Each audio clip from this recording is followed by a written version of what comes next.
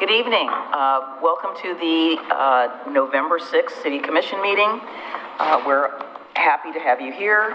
If you're in the audience, if you're watching from home, thank you for tuning in. I'd like to call the meeting to order. Could we have a roll call, please? Commissioner Mike Mitchell. Here.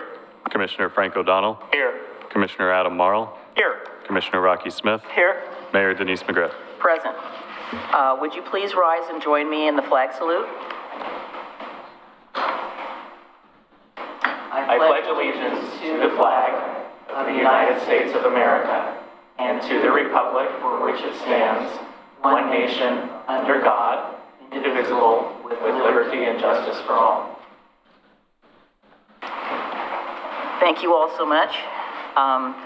Tonight we have two proclamations on the agenda. The first one is the Fallen Officers Proclamation. And this is something that's near and dear to all of our hearts, and we have our remembrance today.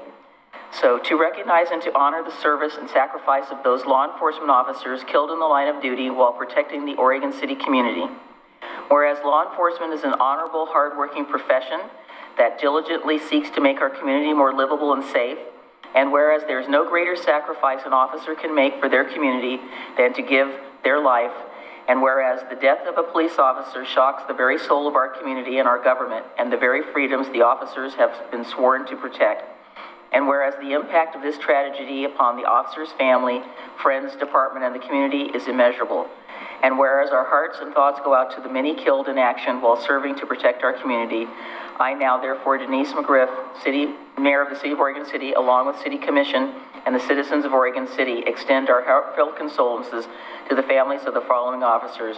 Reserve Police Officer Robert Lipke, lost on November 3rd, 2013. Police Officer George J. Hanlon, lost on April 23rd, 1906. These officers have been lost but will never be forgotten. The community will forever be grateful. We ask for a moment of silence as we remember Oregon City's valuable public servants and pray for healing and hope in the future. Let's have a moment of silence, please.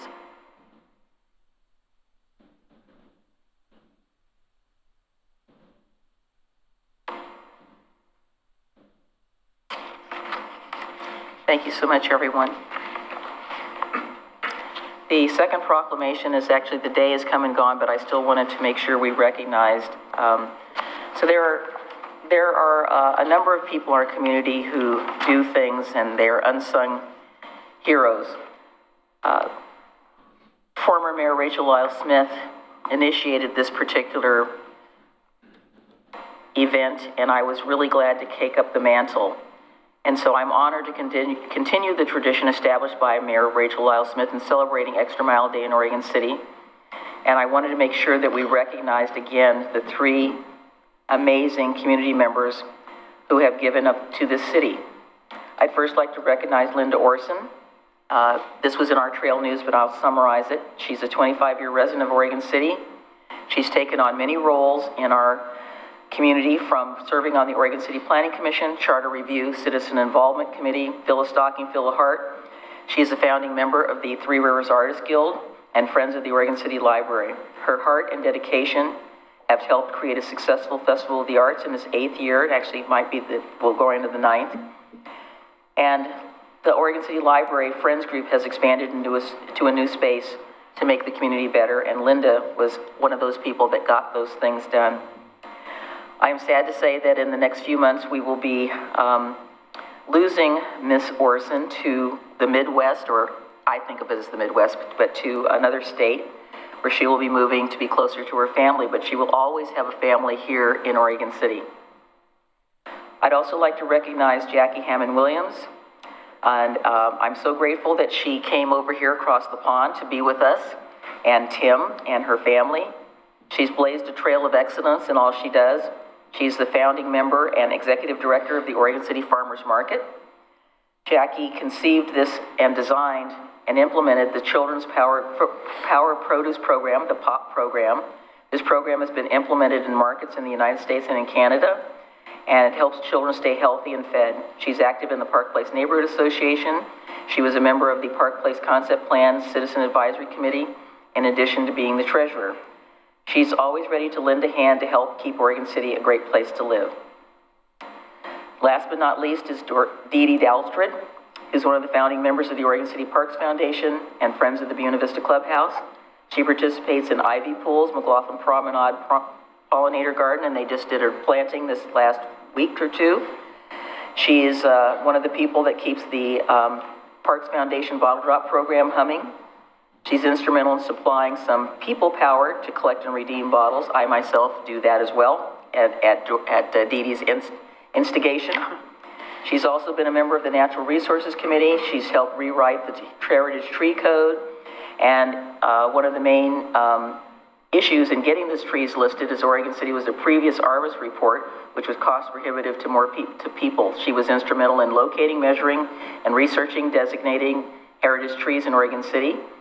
She understands the importance of trees and is raising awareness about the city's tree canopy. In 2021, she was honored with the statewide Heritage Tree Hero of the Year Award. And Dee Dee's also active in the Elyville Neighborhood Association, and she's always willing to serve to put the efforts of the community first. Oregon City is truly blessed to have citizens like Linda, Jackie, and Dee Dee who volunteer their time and efforts. So please join me in thanking them and joining them by going the extra mile.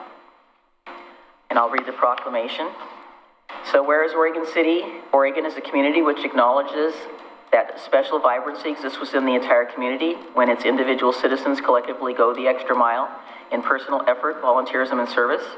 Whereas Oregon City, Oregon is a community which encourages its citizens to maximize their personal contributions to the community by giving of themselves wholeheartedly with total effort, commitment, and conviction in their individual ambitions, family, friends, and community. And whereas Oregon City, Oregon is a community which chooses to shine a light on and celebrate individuals and organizations within our community who go the extra mile in order to make a difference and lift up fellow members of their community.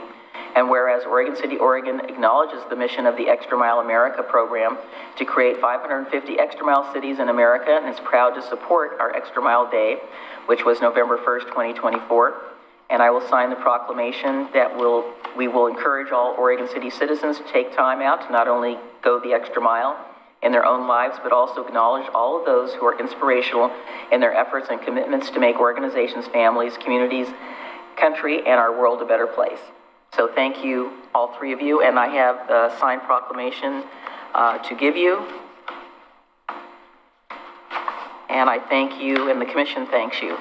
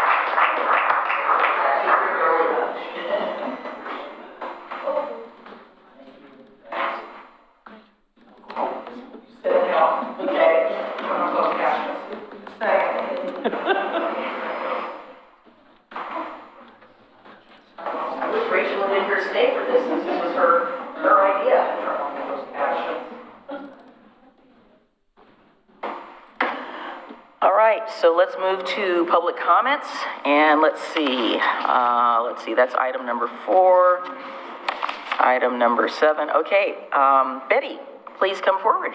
We're under item number 4. Thank you. My name is Betty Mum. I live in Oregon City. As you know, we had an election yesterday. I was one of the 5 candidates running for the commission. I wanted to thank the citizens of Oregon City who voted for me or voted for any of us. We have to get out and vote. That's very important. Also, I wanted to congratulate Commissioner Mitchell for his reelection and Scott Wilson for his soon-to-be election. Thank you. Thank you. All right, I don't have any other slips. Is there anybody? Oh, sorry, uno más. Andrew Worthington. Yes, I received an email from you. So just state your name and your city of residence for the record, and that should be just fine. Okay. My name is Andrew Worthington. I'm actually located out in Canby at this point. But I've been a local in Oregon City, born and raised in here, and we have 2 businesses that run out of Oregon City. I've got a property on Maple Lane Court that has some water issues. I've talked with Public Works about things to fix this, and again, you guys have seen the emails on this. I'm just wondering if there's anything that you guys can do voting-wise to help me out. We're hoping to be able to build a building there long-term for me and my wife. Our dream has always been to have a live-in business.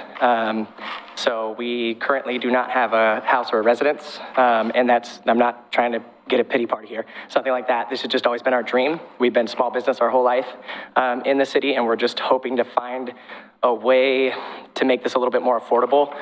We do have a meter that's already on the property, but it is currently serving the house that's next to us. I did not know that, and maybe I should have done my diligence better at that time, but I thought I thought I had all my utilities in place. So now that's adding a lot to our budget to be able to move forward with our project. So I don't know if there's have you guys all went over the email? Because I talked with Public Works and they said that there was a potential of maybe long lining it. I know that there's again, I'm in construction as well. So I do know residential and I don't know commercial end very well. So I'm sort of seeing the SDCs on that, and I'm okay with taking that on, but not having water there is another really, really big expense that's gonna set us back quite a ways. And it doesn't help, for me, when I look at it, it doesn't help development in Oregon City for us to push the main further, because there's only me and 3 other lots, right, on that particular area. If you look at it, you can see the main goes all the way to the end of that new development. And then the main is also on Maple Lane. So we would just be punching to connect, and then there's nothing there to divide, develop, right? It's all in the same overlay that I'm in, which is a hazardous slide zone overlay. So there's not really potential for a lot of units there. So I don't see why I would need a main across the frontage. Does that make sense? So I don't know how that works. Do I continue to talk with you guys? I came here today just to see what the next steps are, or if there is next steps, or what I could do. Well, the next steps are really you need to work with our staff, which is why when I received your email, I referred it to our city manager, who then referred it on to our department director. Okay. Okay. So that's where we've got to work this through, correct? Okay. I didn't know that for certain. I did call them to figure out to come to one of these meetings. I thought that was the direction that I got given, was to come to the meeting. So, well, you always have that right to do that. Absolutely. Okay. Yeah. But to go further, then, should I put together that same type of an email to the city manager? Is that what you're saying? Well, our Public Works Director is in the back of the room. If you want to make contact with her, okay, she can advise you on okay, what the next steps are. Outstanding. Thank you guys so much for your time. I appreciate it. Thank you, Andrew.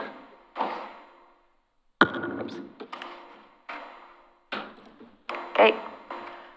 Next on our agenda, we have 2 presentations, and Metro Solid Waste presentation. Yay. Some of us are on Impact and MCC, so we get to see this again.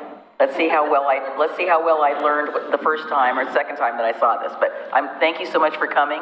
We really appreciate your being here and letting us know how things are going. Yes, appreciate that. Good evening, Mayor McGriff, Commissioners. My name is Dr. Marta McGuire. I'm Metro's Waste Prevention and Environmental Services Department Director. And I have here with me Rosalind Green, who is our Strategic Initiatives Manager. We appreciate the opportunity to engage with you this evening. One of Metro's foundational responsibilities is managing the garbage and recycling system. And we are here today to share a proposed investment strategy to get your feedback. One of our public transfer stations, Metro South, is part of your community, and I know Mayor McGriff has been a part of past planning efforts on the redevelopment of this station, and it is a part of this investment strategy that we're going to talk about here tonight. So, oh, and we got a clicker. All right. So if we go to the next slide.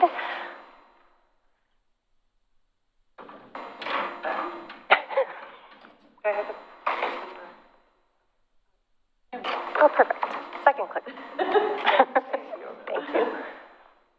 So 5 years ago, Metro Council adopted the 2030 Regional Waste Plan, a visionary and ambitious plan to manage the region's garbage and recycling system with the key priorities that are listed here.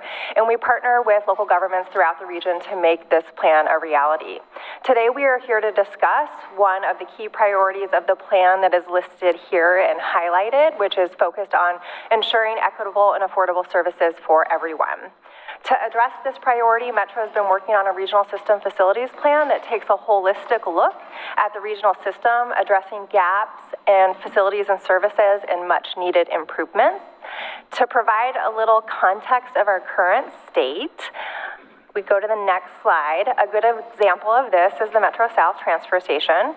So Metro South opened to the public in 1983, and it was originally designed to host an incinerator and handle up to 800 tons of waste every day. Fast forward to today, and Metro South processes more than 300,000 tons annually, with many days over 1,000 tons.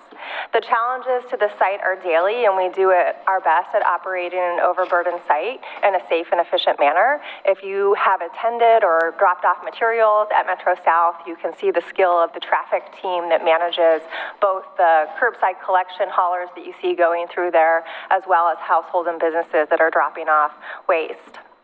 However, to keep high-quality materials out of the landfill, we need more space to separate out recyclable, reusable, and repairable items. And to ensure safety, including traffic flow, redevelopment of the site is needed. Metro South is just one example of how the garbage and recycling system has changed over the last 40 years. And we also know that the gaps in the system are experienced differently by people in the region, depending on where you live. And the current distribution of facilities means that some people have easy access to dropping off household hazardous waste or large items for disposal, while others do not. Next slide. We also know that we live in a place where people care about the environment and are willing to spend extra time and resources to keep valuable material out of the landfill. Here is a picture of a local recycling event that was hosted by James Recycling. People waited in line for more than half an hour to recycle items that you can't recycle at the curb and paid $3 a bag, and you can see many people have more than one bag in their hand. And this is just one example of the values of our region in practice. Next slide. To address the aging system, Metro Council directed us to develop a system facilities plan to take a look at the region's facilities and identify investments that are needed over the next 2 decades. This is a 20-year vision, a roadmap for future investments. It will identify the facility investments that are needed for us to pursue, essentially a blueprint to set direction, and will be followed by many more detailed implementations plan as the phases of the plan are carried out. It also calls out more areas that are needed for study. Next slide. Over the last 18 months, Metro engaged with industry, local government, and community and tribal governments across the region, hosted an international symposium, and engaged with Metro Council to develop the investments that are provided in the plan. Mayor McGriff mentioned one of the many touch points that we had with the different advisory committees in the region that are listed here under the different phases. Each phase of the plan really built a chapter. It was an iterative process, and we are now here in the draft plan development. Next slide. That's okay. You can think of the plan really as a project roadmap, and here is an outline of all the chapters that make up the plan. Today we are here to give you a brief overview of the investment strategy and financing approach, and I will hand it over to Roslyn. Oh, yeah. So good evening. Just once again, thank you for having us. And just for the record, I know Marta introduced me, but my name's Rosalind Green. I use she, her pronouns, and I'm the Strategic Initiatives Manager for Waste Prevention and Environmental Services. So the plan aims to enhance public and commercial facilities, food waste processing, and support reuse and repair for 20 years and beyond. And this slide includes the 4 key areas: community drop-off depots, organics, reuse and repair, and commercial transfer stations. And next, I'm just going to go into a little bit more in depth in each of these 4 areas, but I really encourage you to look at the plan for more detailed information. So the vision for the community drop-off depots is to fill gaps that were identified by residents and small businesses, including providing more locations across the region to drop off items for reuse, repair, in addition to hazardous waste and self-haul garbage. These facilities will be designed for public customers and really focused on the public experience, with those either pedestrians, bicyclists, driving cars, and small trucks. And the idea is to keep them separate from the commercial haulers to be able to ensure safety, as well as to increase recovery, reuse, and to encourage waste reduction over sending garbage to the landfill. And this is a picture from a community drop-off depot in BC, Canada, and we've been taking a lot of inspiration from our neighbors to the north. Next slide. And so this is, you can see the approximate locations on the map of the 6 community depots envisioned here, and some of the modeling estimates for drive times, recovery, and people to be served by these facilities as compared to our baseline of today. So next slide. And for reuse and repair, the plan includes investments in a reuse warehouse and mall. And both of these projects will be done in partnership with reuse organizations in planning and operation. There's a third investment area also included in the plan, and that would be providing sustainable reuse funding to support reuse businesses in recovering and diverting more materials from the landfill. And this again is a picture of an actual reuse mall in Sweden, and somebody from Rituna actually attended our international symposium last fall. Next slide. So organics. Food represents the single largest component of the region's disposed waste stream and is a significant contributor to greenhouse gas emissions. So that is why it's a priority for Metro. And Metro Central, our facility in Northwest Portland, it plays a crucial role in transferring and pre-processing food waste before it reaches its end markets. And currently that facility processes about 70% of the region's food waste. In our role, it's critical to maintain contamination-free system to produce high-quality compost and avoid the environmental and human health impacts of microplastics. So we really see our role as critical to achieving that. And this is actually a picture of Senator Merkley. He just toured our facility few weeks ago, and he came to learn more about food waste as well as batteries. Next slide. And so this is just a map showing the Metro Central in addition to other regional hubs we would create for processing food waste. So first, we would enhance Metro Central as the hub, and second, Metro would develop public-private partnerships to support additional organics hubs in the areas of the region where there are the greatest gaps to ensure that costs stay low for processing that material. Next slide. And so for commercial transfer, Council expressed support for repurposing over time the 2 Metro commercial transfer stations to focus on providing the services that are more challenging and more expensive to provide, such as self-haul and organics transfer, which I already mentioned. And because the plan is proposing to convert Metro South to a community drop-off depot, this would create a gap in service for commercial haulers in the southern part of the region. And when I refer to commercial haulers, I mean the garbage trucks that pick up garbage and recycling from our houses and apartments. And so to fill that gap, Metro would take a phased approach to seek or authorize a new commercial transfer station and develop a public-private partnership to build a new facility in the southern part of the region for commercial transfer. Next slide.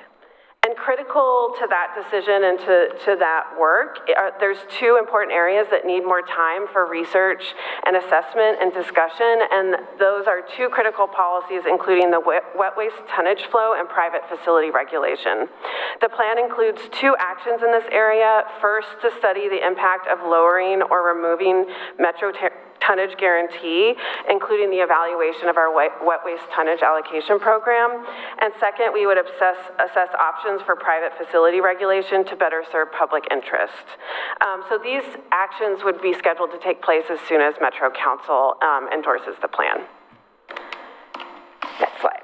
And so this map is just summarizing the key investments that I've gone over today. And I just wanted to note that the circles with the dotted gray circle lines around them, that signifies that they're just initial location guesses. They haven't been determined yet, whereas the other ones we would be building on existing facilities. Next slide. So costs. The proposed investments are estimated to cost about $273 million over a 20-year implementation period.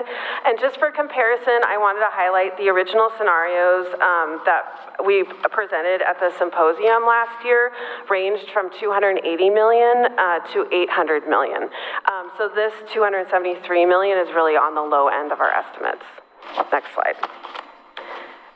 So financing. The investments will be financed through revenue bonds and the debt paid over 20 years. And so the estimated increase in the garbage bill for the typical single-family household in the region over the next 2 decades would be $1.50 to $2 per month on average in today's dollars.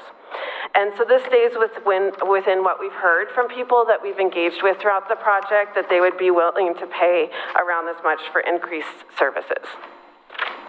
And then it's important to note, too, and just underscore here, that this is our 20-year vision plan, and the specific cost and timing of each project will be determined in our annual budgeting cycle process with Metro Council. In addition to that, the annual budget development and fee setting will be guided by the solid waste fee policy that we updated with our stakeholders last year and input from the Regional Waste Advisory Committee. Next slide. So what's next? The public comment period launched in October and actually concluded today. There are 2 ways that we collected feedback, and that was through a public comment or through an online survey. And the input we'll receive will shape what we bring to council and provide just edits and input into what the plan is that we're proposing. And then we'd love to get your feedback today. And our next slide is with questions for you. What questions do you have about the draft plan? And is there specific input that you would like us to share with Metro Council on the draft plan? So thank you so much for having us again today, and we'd love to take your questions. Okay, go right ahead. Thank you, Mayor, and thank you for the presentation. I really appreciate that. So I think something that I would like to ask about prior to forming thoughts about the additional asks and additional investments, which, by the way, I'm excited to hear that there are going to be more investments across the metro area in order to make sure that people can have those amenities in their own communities. So I'm really thrilled to hear that that's a priority investment. But walking back a sec and looking at how things are going currently. So just about a year ago, there was a pretty unflattering audit that was released about the department. And so reading from an OPB article, it found, quote, gaps and, quote, weaknesses that reveal a lack of, quote, basic management practices and raise concerns around safety and financial risks for the agency. For example, only 3% of employees at the transfer stations completed annual radiation safety training, and fewer than half completed asbestos awareness training. The audit also found overpayment to a contractor supplying diesel for Metro's garbage trucks. So, I mean, there are obvious safety concerns that come with this being in our city, and I'm curious, before we look at additional investments that I think are going to be great, what has been done in the year since that audit was released to help build trust, not only with Metro Council, but with our own community? What actions have been taken? Thank you so much for that question, Commissioner, and I appreciate the opportunity to address that. So I came into this position about 2 years ago when that audit was about to begin, and one of the first acts that I took was establishing a capital asset and environmental stewardship division that was specifically focused on the maintenance of our facilities and put into new positions to be able to address the caretaking over time. We take safety and the maintenance of our facilities very seriously, and the training that you're referring to, a large part of that was COVID because we weren't able to convene people in person for those training operations. And since the audit, we have implemented 16 of the recommendations, 3 are in progress, and 1 is contingent on council action. So those were the 20 recommendations that had been set forth. So I would say that we've made great progress. I think the audit highlighted things that needed to be done, but as we move forward, we've set up the infrastructure and systems that are needed to make sure that we're putting that investment and caretaking into our current facility as well as any future facilities. Thank you. I really appreciate that. And I also want to respect the fact that you were kind of thrown into that position. And I also want to clarify that I wasn't asking that as a way to just put you on the spot, but I mean, it is a legitimate safety issue, I think. Absolutely. That I'm sure people watching would be reassured to hear. So I appreciate that information. And I shared with council at the time, my father is an environmental health and safety engineer.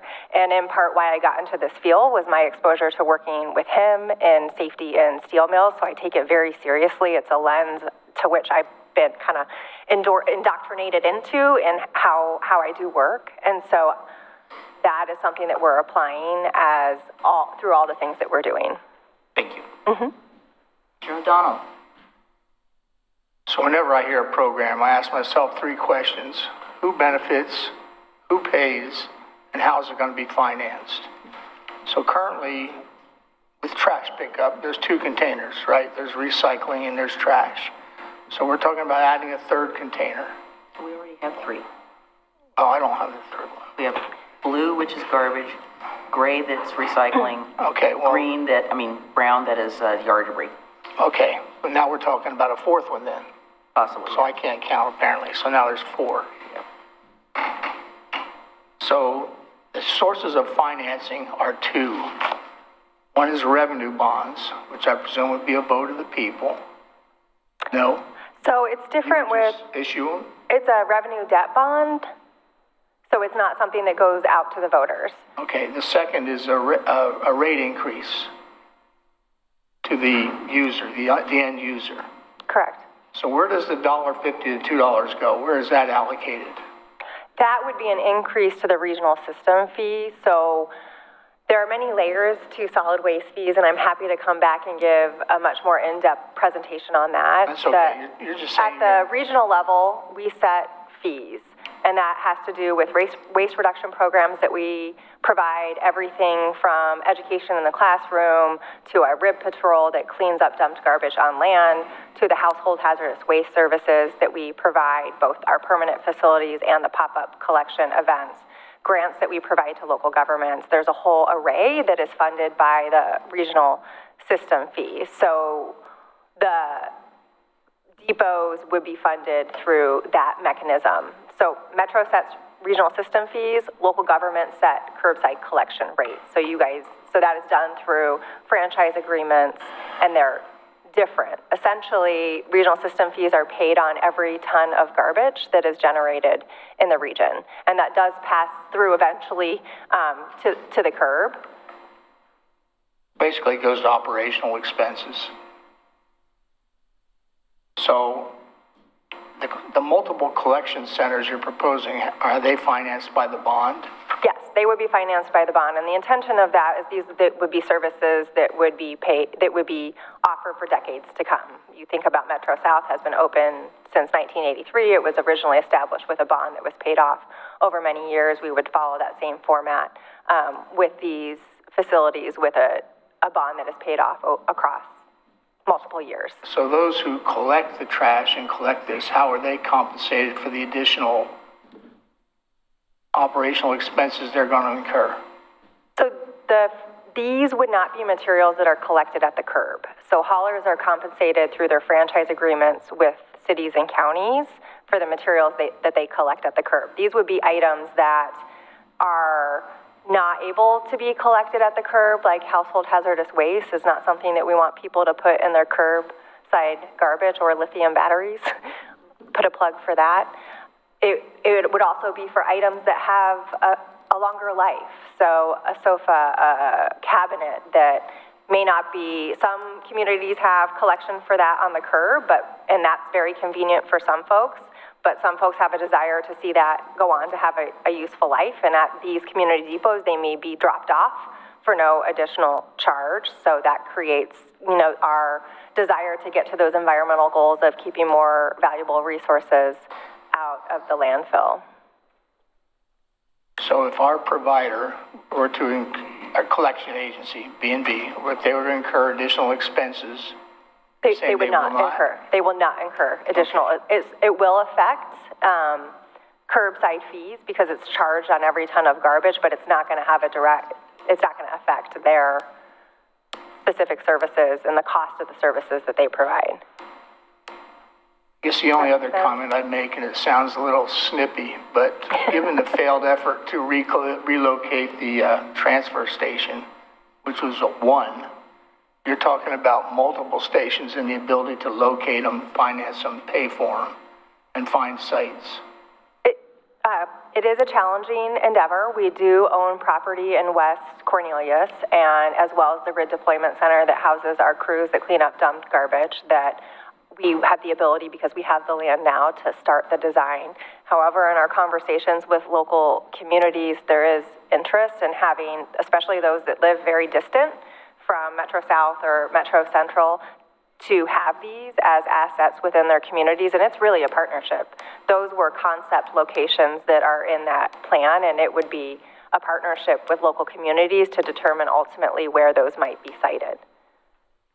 We hope that they will be viewed as an asset, and there are community benefit agreements that are outlined in the plan that talk about how the implementation will unfold.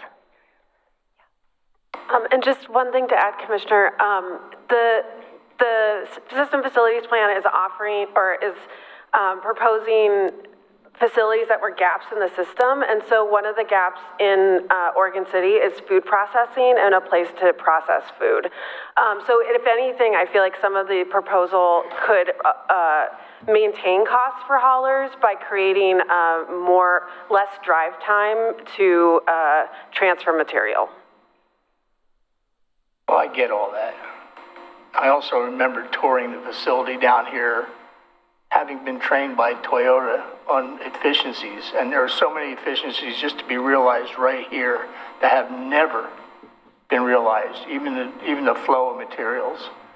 So I don't share your enthusiasm and belief in success, but I wish you success. And I'll leave it at that. Commissioner Smith. No, nothing. Commissioner Mitchell. So the different types of facilities that you're proposing, is that kind of model working in the U.S.? Because I couldn't help but notice that the community recycling depot photo you showed was from Canada, and the reuse facility that you showed is in Sweden. So are we trying to blaze a new trail here, and are we expecting part of the revenue to come from material that is dropped off and recycled?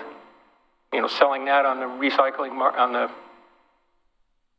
material market.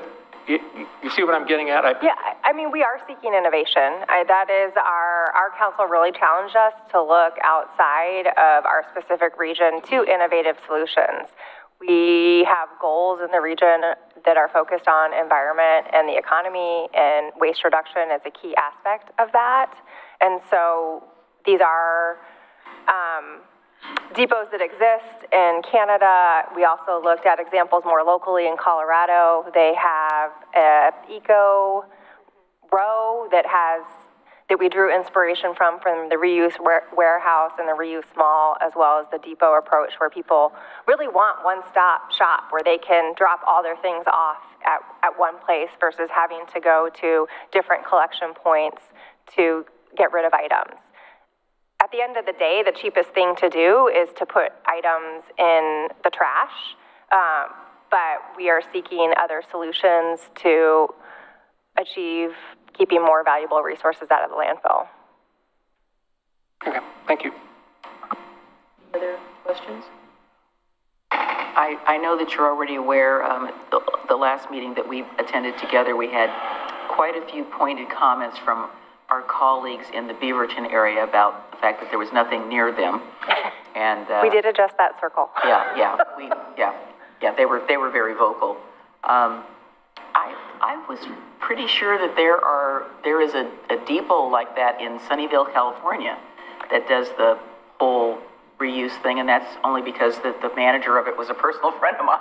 So I've toured I think there are in models in California as well. Yeah. They have sort of a multi-purpose facility, which I think is great. And that was one of the recommendations that came out of the committee that I happened to be on, was that we have more opportunity for that, because I think there is a market for the things that people decide that they don't really need, but their only alternative is, well, they're going to chuck it in the trash, which is, not great. So I guess part of is the next steps are, this has to go to the Metro Council, and then, are we looking at trying to fast track some of this so that we can get these things online sooner than later? We would really appreciate your comments around that. We have been doing local conversations. We actually did go to the city of Beaverton, city of Milwaukee, Forest Grove, Lake Oswego, and a number of other communities to share out the plan and collect feedback.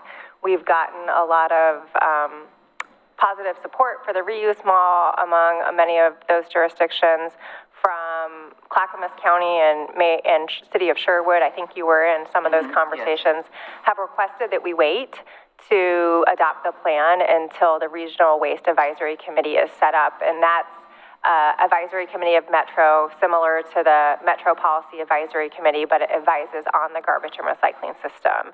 Metro Council recently made changes to that committee to expand the membership and scope, and so what we were hearing from those two jurisdictions was the desire to wait until they're seated, and that committee is likely to kick off in January. We had originally intended to bring the plan to council in December, and so we're waiting. We have a work session scheduled in December to bring the public input and propose revisions based on what we heard, and then it will really be at council's direction in terms of the timeline for adoption and implementation.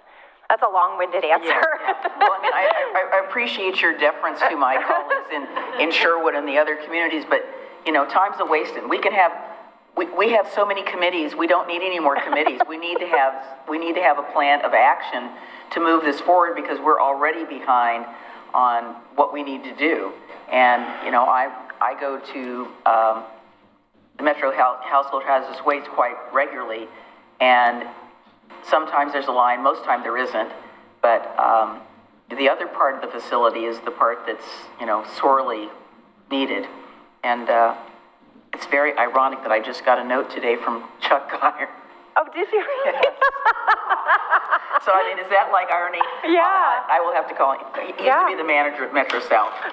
So, I know one of the problems that the audit did emphasize was that a lot of brain power went out the door in the whole system, and so we lost a lot of that knowledge that was right there. So maybe you can bring some of these guys out of retirement for just some consulting, because there's a lot of stuff that they know. But I guess, like I said, in deference to my colleagues in Sherwood, I would say please let's get this moving sooner than later. We've already been waiting. We've had many committees, and I know you guys want to get working. Yeah. We appreciate that. I will carry that input back. I'm sure when he hears about it, I'll hear about it. So thank you so much. Yeah, thank you so much for your time tonight. All right, so next on our agenda, we have a presentation from the Caring Place. Come on up. Everybody wants to come? We actually have 4 chairs. Do you have PowerPoints that you need anything to do with, or? slides. Some slides, okay. So wait till Evan gives you I think they took everything away. Just give him a second. Better. And just make sure to move the mic, because, we're still working on our acoustics in here, and staff is working very hard to try to make corrections to that. We'll try to talk loud and into the mic, so. So do you need the clicker? I'm sorry? Do you need the clicker? Oh, does somebody have that? That's why I was saying, give somebody. Evan just a minute.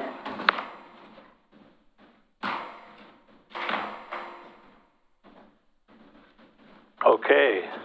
Mayor McGriff and City Commissioners, it's a pleasure to be here tonight to give you an update on where we are with the carrying place. When we were here before, we committed to do our best to improve communications, and we asked to come before you and to give you an update. And so you know the protocol. I'm sorry? You know the protocol. Oh, my name, Dan Fowler, Oregon City. Sorry. Chair of the Homeless Solutions Coalition of Clackamas County. We've held a neighborhood meeting around the facility with the business community. We've also had meetings with the Downtown Merchants Association and Two Rivers neighborhood. So we continue to reach out to the public and keep them informed as to what we're doing. Tonight, we're going to talk about what we are doing and why we are doing it. And we're going to start with what we are doing. And we have Chris Keene, our architect, here to talk about the facility, and I'll turn it over to Chris right now. Thanks, Dan. Hello, my name is Chris Keene. I'm an architect for the project. My firm is called Bearing Architecture. I'm the owner and principal in charge of this project. As Dan mentioned, we wanted to give you kind of a quick peek into the work that we've been doing developing the project. I'll start with a couple caveats. One, we're kind of in the middle of the design process. We're at about the middle of our design development phase. We expect over the next 6 or 8 months to kind of wrap up the design of the project. So what you're going to see today is a bit of a snapshot of where we are. There will be some evolution, I suspect, as we start to get our costs in line. But at the same time, most of what you see here, I think, is in terms of program and building scale, will remain the same. If you can see on the slides, I think everybody's familiar with the site. I won't spend too much time on that. Main Street and 15th. The building is kind of divided into two main pieces.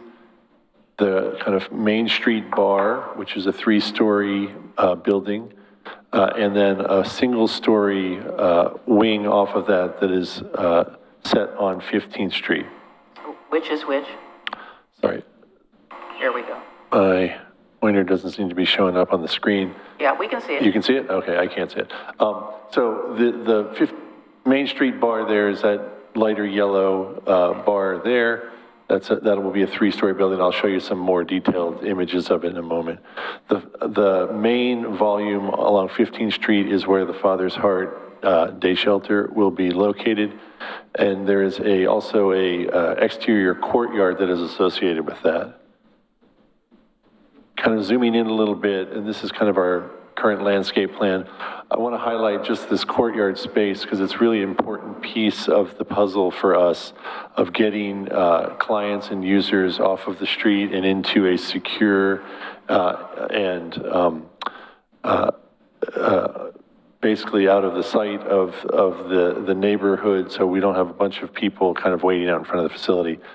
They'll enter along 15th Street into that courtyard through a secure gate and then into the Father's Heart themselves directly off of that courtyard. So the Father's Heart volume is going to be a fairly closed off to the outside. We're not going to have a lot of glazing there.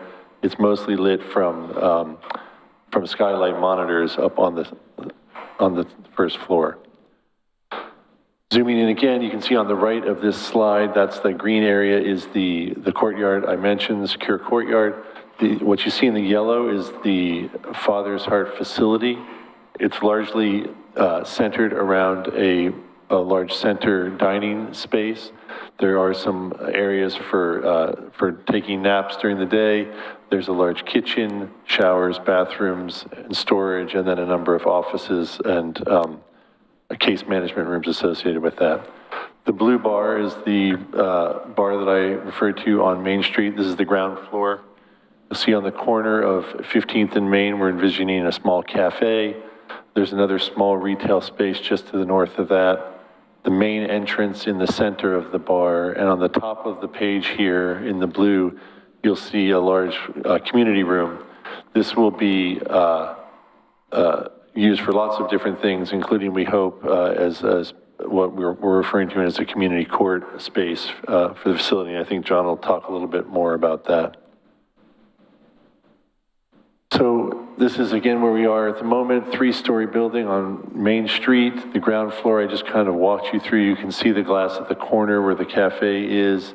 The second floor of this bar is going to be occupied by a Clackamas County clinic that will have both behavioral health and medical care. The top floor of that bar is office space for a variety of nonprofits, all working within the homeless workspace. You can see down 15th Street there, the path into the Father's Heart, secure gate, and kind of the low 1-story volume. And this is it now, kind of from the air above the train tracks. Again, we've moved the entry point and the kind of outdoor gathering space as far away from the Main Street kind of public interface as we can.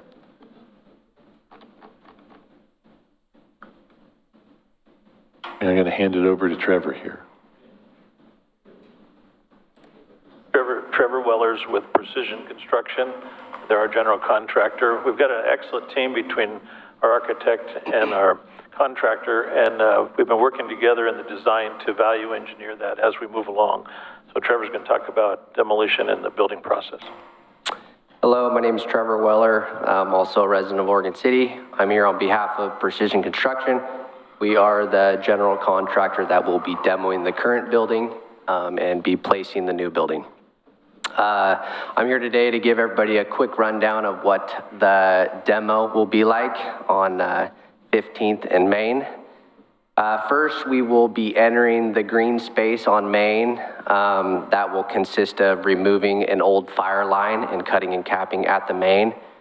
The duration of that work will take 5 days. And then we will be moving to start the demo process of the building.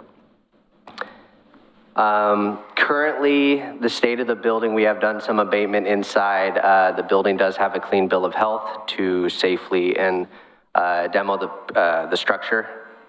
With that said, when we go to demo the building, you'll see numbers 1 through 8 up there. Obviously, 1 being the first section of the building we'll take out, and then we'll work our way and dissect the building through 8. Once the walls and the slab, and there is a hidden basement in there, during all those phases of construction, we will be using a water method to mitigate any concrete dust, as well as air monitoring to make sure everybody stays safe. Once that's completed, the site will be, all the building will be removed and exported, and the site will be made safe. That duration of work will take approximately 3 months. That's all I have. John? Good evening, Mayor McGriff and Commissioners. My name is John Duke. I'm the Executive Director of the Homeless Solutions Coalition. My office is right here in Oregon City. I want to talk a little bit about the tenants that we're having in the building. The secret sauce of the building is that we are pulling together some of the core tenets necessary, some of the resources necessary, the skills necessary to help move people who are currently clients, participants of Father's Heart on the streets, and other folks in our in our community that are housing challenged into stable living and recovery. And to do that, we have pulled together some core tenets, including the Father's Heart and Loved One, which you know very well, long time tenants here, but poorly located in their current overcrowded facility. This facility is better located with supportive businesses around the area and away from residential areas. The other special tenant that we brought in, the core tenant, is Clackamas Health Center. Clackamas Health Center is a federally qualified health center with the ability to serve primary care. It's currently located up at Red Soils, but is going to be moving down to a better location, and it will be able to provide primary care, behavioral health care, substance abuse treatment, mental health treatment, which is essential when you're working with people who are chronically homeless and helping them to get stable and out of homelessness.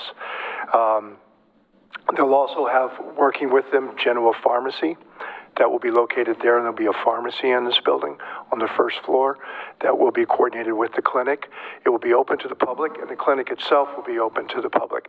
Currently, it serves many clients in Oregon City, almost all of whom are not homeless.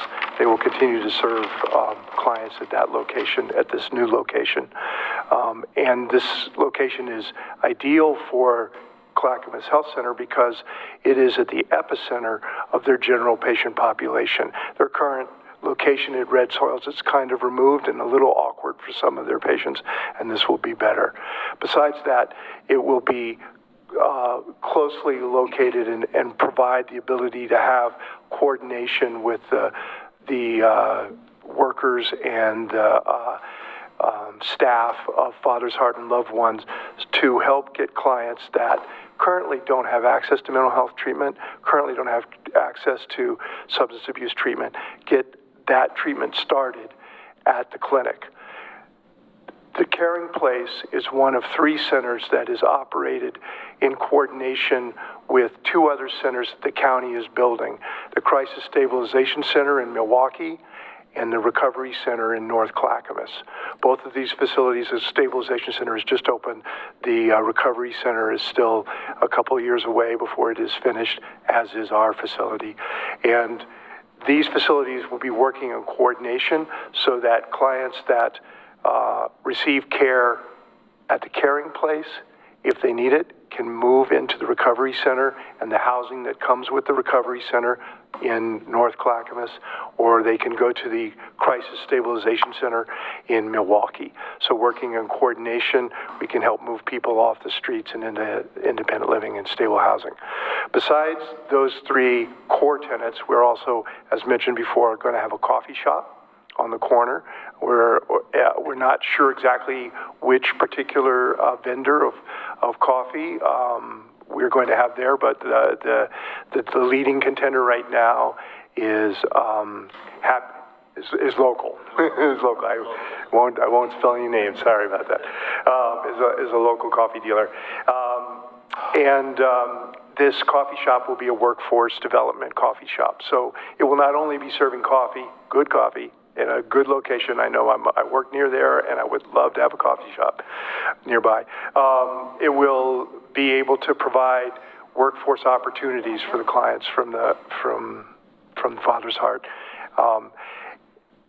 The other gym that we're working with and we're really excited by, and that is the Oregon City Community Court with Judge Lindgren, who wants to call this court the Caring Court, which coincides with our Caring Place name and coincides with the feeling that she wants to create in the court, helping folks who are chronically homeless or struggling in other similar ways to break the cycle of recidivism and get onto their lives. So I'm going to stop there with the core tenants. I want to pass it on to Dan to talk a little bit more about why we're doing what we're doing. Okay, thank you, John. Some of the reasons have been mentioned. I'll just go through a couple of highlights. And some of these are obvious, but I think it's important to say it and to really recognize it. We do have people, oh man, when you say it really goes, doesn't it? We have individuals and families within our community that are homeless, and we're trying to help them. We're trying to continue to meet that need. The other reality, and we've heard this before, but the Father's Heart is just crowded. It's too small of a facility. Has about 5,000 square feet. That footprint that you saw on the screen is 15,000 square feet. So it gives them the space they really need to operate. The other reality is we know that the location currently of the Father's Heart is in a residential neighborhood. And so this allows that to move to a facility location that does not impact the neighborhood. The other a benefit, or the other reason we're doing this, is to provide that combined service area where we can have Father's Heart and Love One, who directly serve the homeless, co-locate with a clinic and other service providers so that the services they offer are both more efficient and more effective in their use. And there's a synergy that happens when you're able to do that. And the last real benefit that I speak about is for the employees themselves. The employees of the Father's Heart and Love One are, quite frankly, are working in very cramped space. And they're on the front line for all of us. And by providing a facility that is sized right for their working conditions, it helps with employment, it helps with retention of those facilities, because when you're working with a real challenging population, and at the same time you're working within cramped and really insufficient conditions, it's hard enough. And by providing a facility for these workers, they're really excited about what they will be able to do, and for their own physical and mental health while they're trying to help others. So that's really why we're doing it, is to really meet those real 5 objectives. The other thing before we move into Q&A that I want to put out to you is that we value our partnership. We value the chance to be here, and we know we're in this the city, and these services are already here, but we do value that. We want a strong relationship with the city. As alluded to, we have had communications with the judge about a municipal court possibly relocating. That's not solidified. It's not baked fully yet, but we hope it can be. We would ask the commission to really direct or ask Tony to work with our executive director and to really look at where we can partnership together, where we can cooperate together, and where we can support each other. And I think we desire that. We have ideas, and I'm sure Tony has ideas, but I'd really like to see what's real and what can be done and what is being willing to be done. It's important. It's very important for our community that this continue to be a success and support them. So we're happy to answer any specific questions, but thank you for your time. Thank you. So one of the questions I have, maybe you can't answer it, but my understanding is that the community health facility that's up on Red Soils Court is for everybody. So you're saying this it's changed now, it's only going to be serving people who are, because what I'm getting at is that I had my son immunized there. And obviously I don't fit any of the categories that you're talking about going to be at the caring place. So that's why I was asking, is their mission changed? No, their mission is the same. Their mission has always been the same. They haven't had a focus on homeless services, but a federally qualified health center has to serve all people, regardless, all life cycles, regardless of ability to pay. But they're not only going to be serving Father's Heart clients. The Main Street location, as you looked at the graphics, is a very welcoming face. It's a beautiful looking building on Main Street. The rear entrance, the far end is where Father's Heart's interested, and they're different. And there's a coffee shop in between the two. So no, that will continue to be a location. And from the community health center's point of view, it is a very valuable move. The space they have is poorly located. I think they're actually being shuffled out of that. A lot of their space is being shuffled out because of other needs that the county has up there. So this location is ideal. It's close to a bus line for their patients. As I said, it's the epicenter.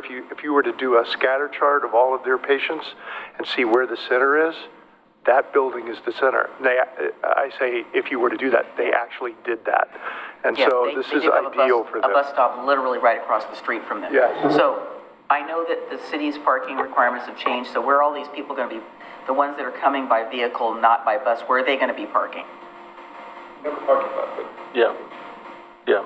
There's parking being designed. Chris can address that, but I want to just, not to ignore them, let me say one other benefit to the health center. In the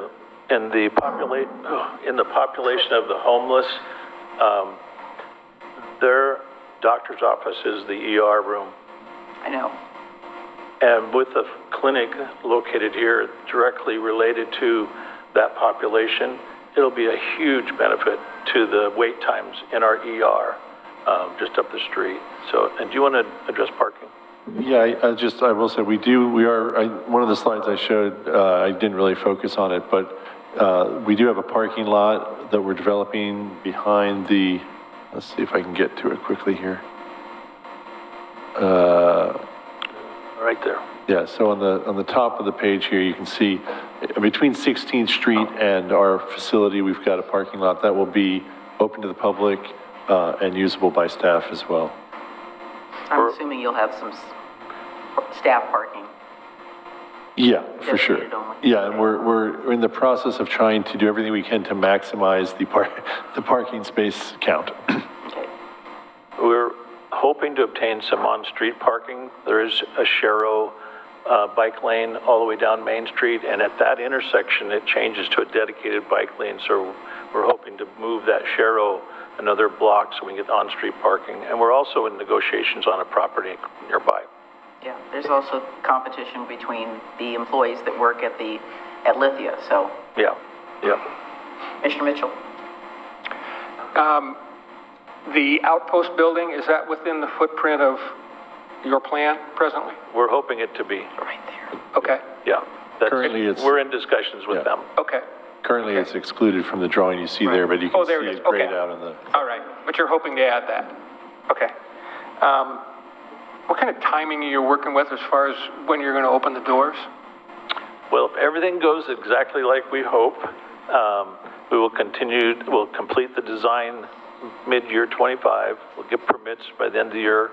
Our fundraising effort goes through till it's complete, but the majority through 25. And then we'll build mid-25 to 26. So by the end of 26 is when our goal is to be open. Okay. Can you talk a little bit about, you mentioned the secure courtyard. What will the hours be on that? Are they going to follow the hours that the facility is open? Yep. Okay. So that leads to one of the biggest questions I think that all of us have, and certainly the community have. What happens at 501? And every time I get that question, I ask, will you support a shelter somewhere, in the close proximity? Because that's exactly right. This is a day shelter. There's no question, and I'm not from the Father's Heart, but I've listened to him well enough and long enough. It's a day shelter. We need a night shelter somewhere. Now, the recovery campus that's coming may have some of that in it, and that's a couple years away. We're pretty close at the same time, but they're a little bit behind us. And that's, I don't know if you're aware, but that's the elementary school in Clackamas, just past the Hampton Inn and Suites in Clackamas. There's a 6.5 acre elementary school that the county has purchased to make a recovery campus. So that could turn into partly some of that. They're programming that right now, but I 100% agree. Yeah. Thank you, Mayor. Thank you for the presentation, and I appreciated the comment about seeing if the commission can direct Tony to work with you all, because if I'm being honest, it's felt as though we have been directing Tony to see if you will work with us. And so I'm glad to see that the willingness is there to collaborate, because the only way it's happening, this is happening, and so we all have a vested interest that this is successful, and that collaboration is critical, that I think was missing at the beginning stages. So I appreciate that. Going off of what Commissioner Mitchell was talking about, and what you were just referencing with it being a day shelter, what is being done in the way of security. So is there going to be around-the-clock security, or is there going to be a number that business owners or people patronizing downtown businesses can call in the event that there is a situation that needs to be attended to? Thank you for that question. Yes, there is going to be security, and I know, and I can't, again, speak for the Father's Heart, but I will tell you that when we were making our presentations about this back in April of last year at the chapel in down by Abernathy Center, we were talking about our new facility and excited about it and what it could do to bring to the community. And the community members from the McLoughlin neighborhood said, yeah, but what about right now? And it kind of woke us up, to be honest with you. And we said, whoa, let's not wait 2 years to begin a stronger security. And so to city manager's credit and to Jim Ban, the chief at the time, and some folks from the county, and Marty from Father's Heart, we all gathered and started talking and was able to get a grant from the county to provide 24/7. The hours that the Father's Heart is not open, they have security now full-time. And I don't know if you've heard, but we've heard very positive things from the members of the McLoughlin neighborhood in that area, thanking us for that. Because one, we listened and put into action that plan, and it has been night and day. That will go with it. That will go move down there with that, as well as better security features on the building, such as cameras and those type of things. Along with that, we'll have a good neighbor agreement in place before they would move down. So very, very much so. The other thing I want to mention in the commitment to continue to work and to work together and in the community, and I want to invite you all, November 19th, Tuesday, November 19th, we have some flyers we'll leave here from 6 till 8 o'clock. We're going to have a session that's open to the general public about what do you do when you're faced with a crisis? Like what do you do? What do you do when there's a homeless individual in your front yard and you don't know what to do as the owner of that home? So we've asked, there's a panel of 5 individuals. One of them is Val from the police department here, the embedded behavioral health specialist. And we'll have a panel discussion and training for public members at the Pioneer Community Center from 6 to 8 o'clock on the 19th of the month. That came out of the business neighborhood meeting that we held about 2 months ago at the Outpost. We reserved that for a night. We invited all the neighbors to come in, showed them the plans, talked to them about what was going on. And again, just by listening, but the neighbors in the areas that lived up by said, hey, we can help you. We can be your eyes and ears.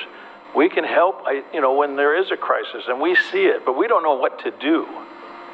And out of that meeting is when we sat down and said, hey, let's have basically an educational session for all of us, and it's not a one and done, but it's a start. And so we're pretty excited about that night to help train. So we're taking those things very serious, but thank you for that question. Nothing. So the elephant in the room is the question that has gotten asked at almost every meeting, and we get asked this a lot as commissioners, is that, as I've said many times before, Oregon City is the county seat, and we have been shouldering what some community members feel is an undue burden for all of these services and facilities that are in our community, and they're not being spread out through the county. And I think, Dan, you're very aware of, and I quote him all the time, John Block brought this up in 1989 about why Oregon City was going to be the one to shelter all this and basically shoulder all this. That's the word I want, shoulder all of this. So the folks that you are serving and would like to serve are probably not all residents of our beautiful metropolis and the surrounding communities. So the community's big concern is if you build it, they will come. And we all know about the grapevine. Everybody has one. The communications method for people. A lot of folks have cell phones. So they're going to say, hey, come on down here. Hey, I'm from Timbuktu, and why don't you come to Oregon City and you can get some services and do whatever. I mean, I know you're not interested in turning people away, but, you know, how do we get to the people in our community that really need the help? Well, I can let, I don't think there's an answer to it. well, and with all due respect, I think we have to look at facts, not emotion. And I think it is a natural emotional reaction to think if you build something, people are going to come and they're not going to be already in your neighborhood. That's not true. They're already here. Yep. They're already here. Every single tenant and every single person who might seek that help, I'm not saying there won't be some come from somewhere else, but by far, the majority are here. We're not bringing it, the clinic is here, the Father's Heart's here, Love One here, Chaw's here, clinic's here, they're all here. We're bringing them together to be more efficient and effective so we can get people out of that system. We're not trying to bring them in. So, you want to add anything to that, John? Well, the only other thing I want to point out is that the two other centers, the Recovery Center in North Clackamas and the Crisis Stabilization Center in Milwaukee, are not here. They're out of here, and we're working in coordination with the county, and that was part of the message that we had in our dialogue with them. And so we are sharing our plans around how we're funding this thing. We're sharing plans around how we're tracking what's going on. We're sharing plans around transportation and what services are being provided where. We're not going to be the end point because we are the point of entry into recovery. And so there may be some churn, people in recovery, relapse is part of recovery, and so that may happen. But the system is being designed to coordinate the services across the county. Now, this is Clackamas County. We're doing this in Clackamas County. We don't want to draw folks in from Portland, but we have a need here in Clackamas County, and we're coming up with a solution for it.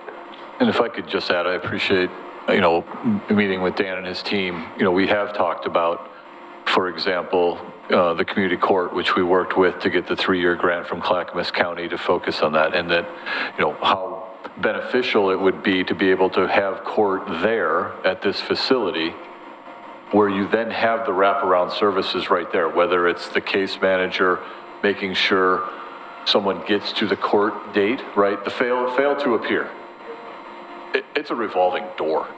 It is literally the same person over and over, and they go on a fail to appear because they can't get up here, right, to see the judge. We do see those synergies of all these resources are here. You get in front of the judge, and it's straight to go talk with someone in housing or mental health, or to get on your medications that you haven't been on, right?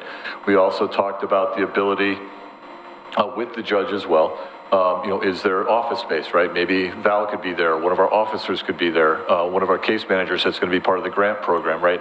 Really incorporating them and embedding them in the other resources that are there. I mean, that was the whole kind of concept behind this idea, was having all those resources in one location to try to avoid the walking up and down Malala and Beaver Creek trying to find and get to a place for that. So, I think, guidance from the commission, I know this has been a really hard discussion, right? How it happened, how it became funded, what the state's essentially taken away the ability of local jurisdictions to control in terms of development, zoning, placement, location.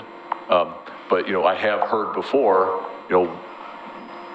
how do we work together on this, right? And so, I think it's looking for guidance and leadership from the commission. We're still going to work. I mean, it is coming, right? The other thing we've talked about before, right? Supportive housing service money is being collected. People of Clackamas County, our residents are paying it. Now, we don't participate. It's not coming back to us, right? So, this is another example of, how can we use these funds that are available to really try to improve the existing condition in our community to the best we can. I just want to make it very clear that's not my personal opinion. I'm reflecting comments that I've received from the community, and obviously, Dan, you and I've talked over many times, and the same questions that keep coming up over. We're going to have to just keep repeating them over and over again because, the 5th time it'll get through. So, any other questions? Okay, thank you so much. We appreciate it. Thank you. Thanks for being here. This is Okay, next we have our consent agenda, and, yes, sir. So for adoption of the agenda, I was wondering if we could move item 9C, the fireworks discussion, to the beginning of general business, not only to get it over with, but because I do see that we have some members of the police union who have submitted for public comment, and I think it would be respectful of them. Well, let's do the to- consent agenda and then go to that. But this is consent and adoption of the agenda, which is why I'm bringing it Okay, up. well, So that's what I would like to suggest. I'm going to say they can be second, because I'd like to move E and F, because I think it's going to be really simple, and I don't see any reason why to have our staff person, Hannah Schmidt, stay to the very, very end of the meeting for that, so that I have no problem with them being second, but I do want to move E and F up to the beginning of the regular general meeting business, because I think it's going to take about 5 or 6 minutes. So we have a person here who would like to comment on item 7B, and so I would recommend that we approve the consent agenda, but pull 7B off so we can address this particular comment or concern.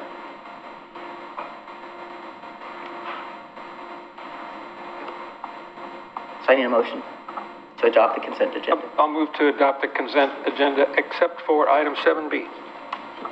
Second. Moved and seconded. Roll call. Commissioner Mike Mitchell, Aye. Commissioner Frank O'Donnell, Aye. Commissioner Adam Marl, Aye. Commissioner Rocky Smith, Aye. Mayor Denise McGriff. Aye. Motion passes. Okay, we don't have any public hearings tonight, so let's talk about 7B very quickly. So, Mr. Green, when we get done with our staff presentation, you can come up. After our staff presentation, then you can come up.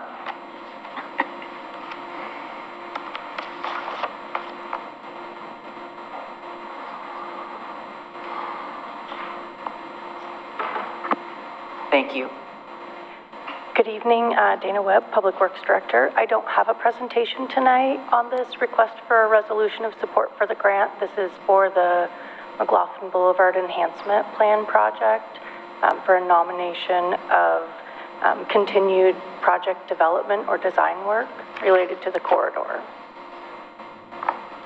Mr. Green, do you want to come on up? It's nice to see you, by the way.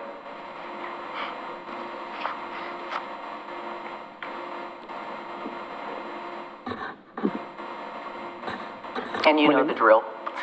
Okay, my name is Dave Green. I'm relatively recent Oregon City resident, Kanema neighborhood. I've followed the discussions and presentations of the McLoughlin enhancement, and would like to comment specifically about the long span shared use walkway. As I've followed those discussions, I've kind of become increasingly convinced in my mind that it's a significantly outsized solution in search of a problem. I'm reached that stage in life where I'm gainfully unemployed, and I travel that corridor frequently at different times of the day. And so through the summer and the fall, I've kind of made it a point to monitor how much bicycle and pedestrian traffic currently is using that corridor. And I've never seen anything greater than what I would call significantly light and often non-existent. With the development of that project, I think it'd be reasonable to assume that there would be a temporary bump in usage out of curiosity, but I don't think that that would be long-term, because I don't see that as a destination. And with the significant obstacle to through transit around the corner at the railroad tunnel, I don't think it's realistically to assume that there would be much change in through transit. So the likely gain in usage in that area would be to access the Tumwata Village development, as I see it. If the usage were to quadruple, it would still be light, which means that the initial cost of that facility would, per user mile, would be astronomical. And the ongoing costs of maintenance and law enforcement monitoring and so forth would be significantly more than an on-grade share use path. So for those reasons, it seems to me to be a very poor use of public funds. Regarding the design, visually, certainly some people will see it as appealing and some otherwise, but I think most would probably agree that it would be a very significant visual impact on the riverfront area. One aspect of good design is a hierarchy of design elements, so the observer's eye would not be confused or overwhelmed with elements, and we have two significant iconic architectural elements with the elevator and the arch bridge there, and then nearby natural element, of course, of the falls.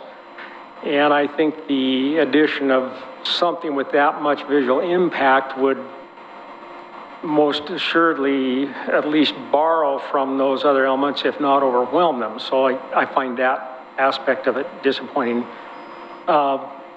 Functionally, the design of necessity would be very linear path, and my experience in years gone by of strolling on the East Bank Esplanade in Portland is that tends to incentivize excessive speed by bicycles, and I'm out of time. But I think that would be 3 seconds, sorry. Beg your pardon? You got about 3 seconds, so. Okay. I suspect that would be a problem with that type of a design, and I think it would be an increasing problem with more and more e-bikes, and that is unsettling for pedestrians, and it would be at least perceptively, if not functionally, isolated from the downtown core area, and I see that as problematic for the downtown businesses. I think they would much prefer to see pedestrian traffic at least filtering through the core area to move through the core area. So that's my concern, just a personal perspective, and I appreciate the opportunity to share it. One unrelated item, I really appreciate seeing the cleanup that's recently took place on the riverfront area down below the boardwalk, just south of the marina. It made a big improvement down there. Was that So the thank Oregon you for Department of time. Transportation that did that cleanup?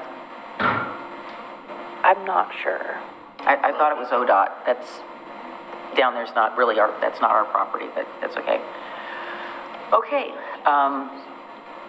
you heard the comment regarding this particular, this is actually a resolution to suggest that we would apply for a grant to, it wouldn't fund the whole thing, obviously. It would fund a portion of it, some of it.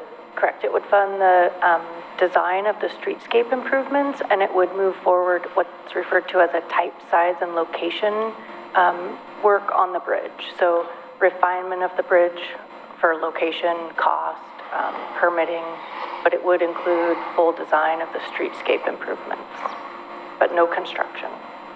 Did we get any response from our adjoining property owner neighbor, Confederated Tribes, on this particular project? I'm probably not, is what I'm suspecting. I know we've been working with them. Christina in our planning department has been coordinating that communication. Well, gentlemen, what's your pleasure?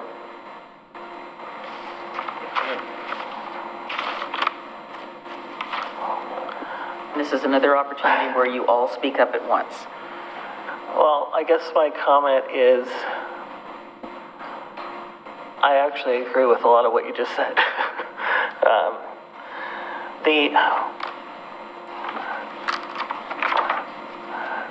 I think there's two pieces. The design piece is one thing that I've struggled with in terms of relationship to the iconic, bridge and the elevator and all of that. I feel like this is moving far quicker than reality, or that any of us thought. We saw some pictures. The first couple times I saw the pictures, the first couple, I was like, this is just not possible. As we got towards some of the other pieces, one of the things we all agreed with, that we want something, something that attracts people to it. Your point in how much people are using that corridor now is, accurate, but the hope is, what is 10 years, 20 years, when Tumwata Village expands and, other things in the downtown and the possible connection from Tumwata Village to the promenade and all these other things which aren't in place yet, clearly. Trying to create a improvement on McLoughlin Boulevard that gets us closer to the river is something pretty important, like the terrace, where you mentioned the cleanup, the terrace there. We built that and no one uses it. Now finally people are starting to use it, thankfully. I mean, I go out there with people frequently, but it's gonna take time. I don't know if we're putting the cart before the horse on this yet, because it is significantly massive. I think most of us looked at the options and kind of chose that one, not necessarily because we thought that would be exactly the final design, but because we want to see something in the future that is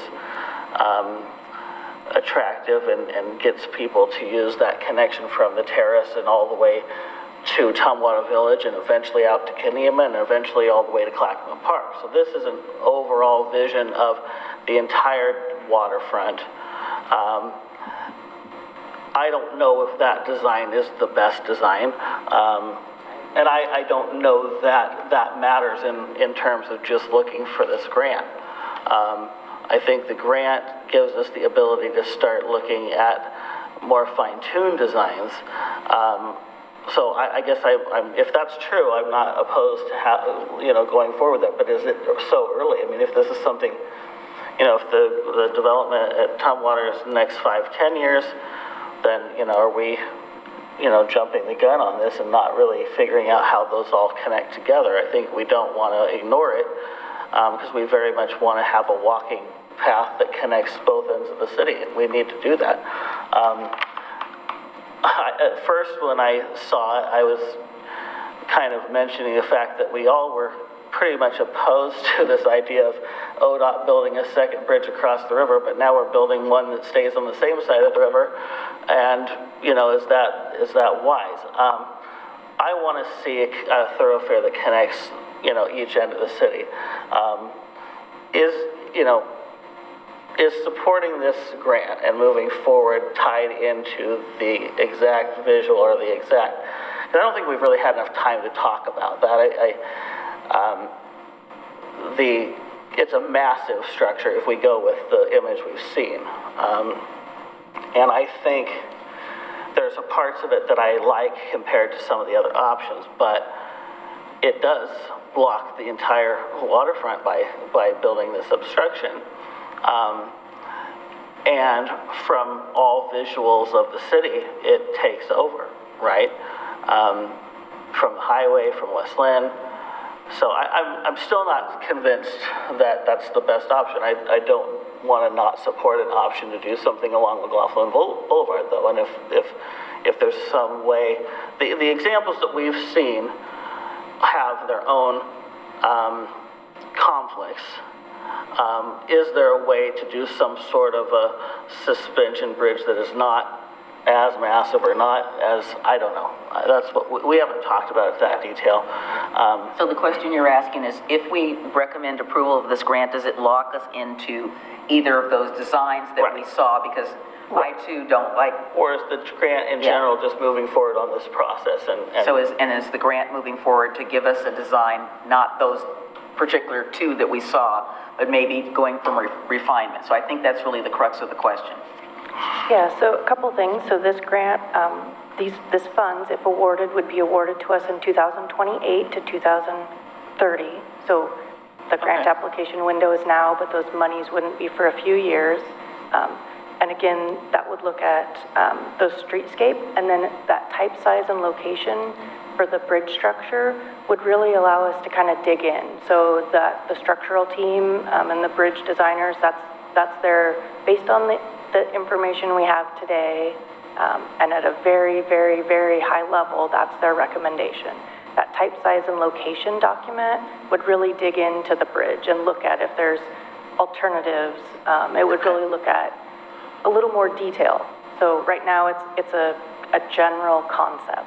So that timeline is how far again? You said 28, So if awarded, Okay. the funding is right. for 28 and, to 30. You know, where's Tumwata Village going to be at that point? It's going to be a lot closer to. We hope. Right.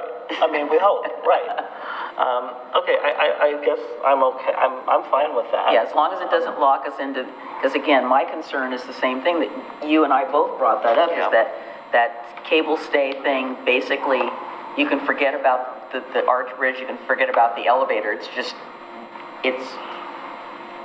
a massive thing hanging off the side. And again, we're not supportive of the ODOT bridge going across the Willamette because of the very same reasons. And we don't want this to basically wipe out visually two of the most iconic things we have, of the many things we have in our community. So I guess as long as we're not locked into that, I have no problem supporting it. If we're locked into something, I can't support it. Michael? I'm in favor of going after this grant because I think this will get us the answers to some of these questions that are being brought up. And I guess I don't, well, never mind. Mr. Morrow? Thank you. Well, first, thank you, Dana. You brought up exactly what I was going to say, which is that the agenda item,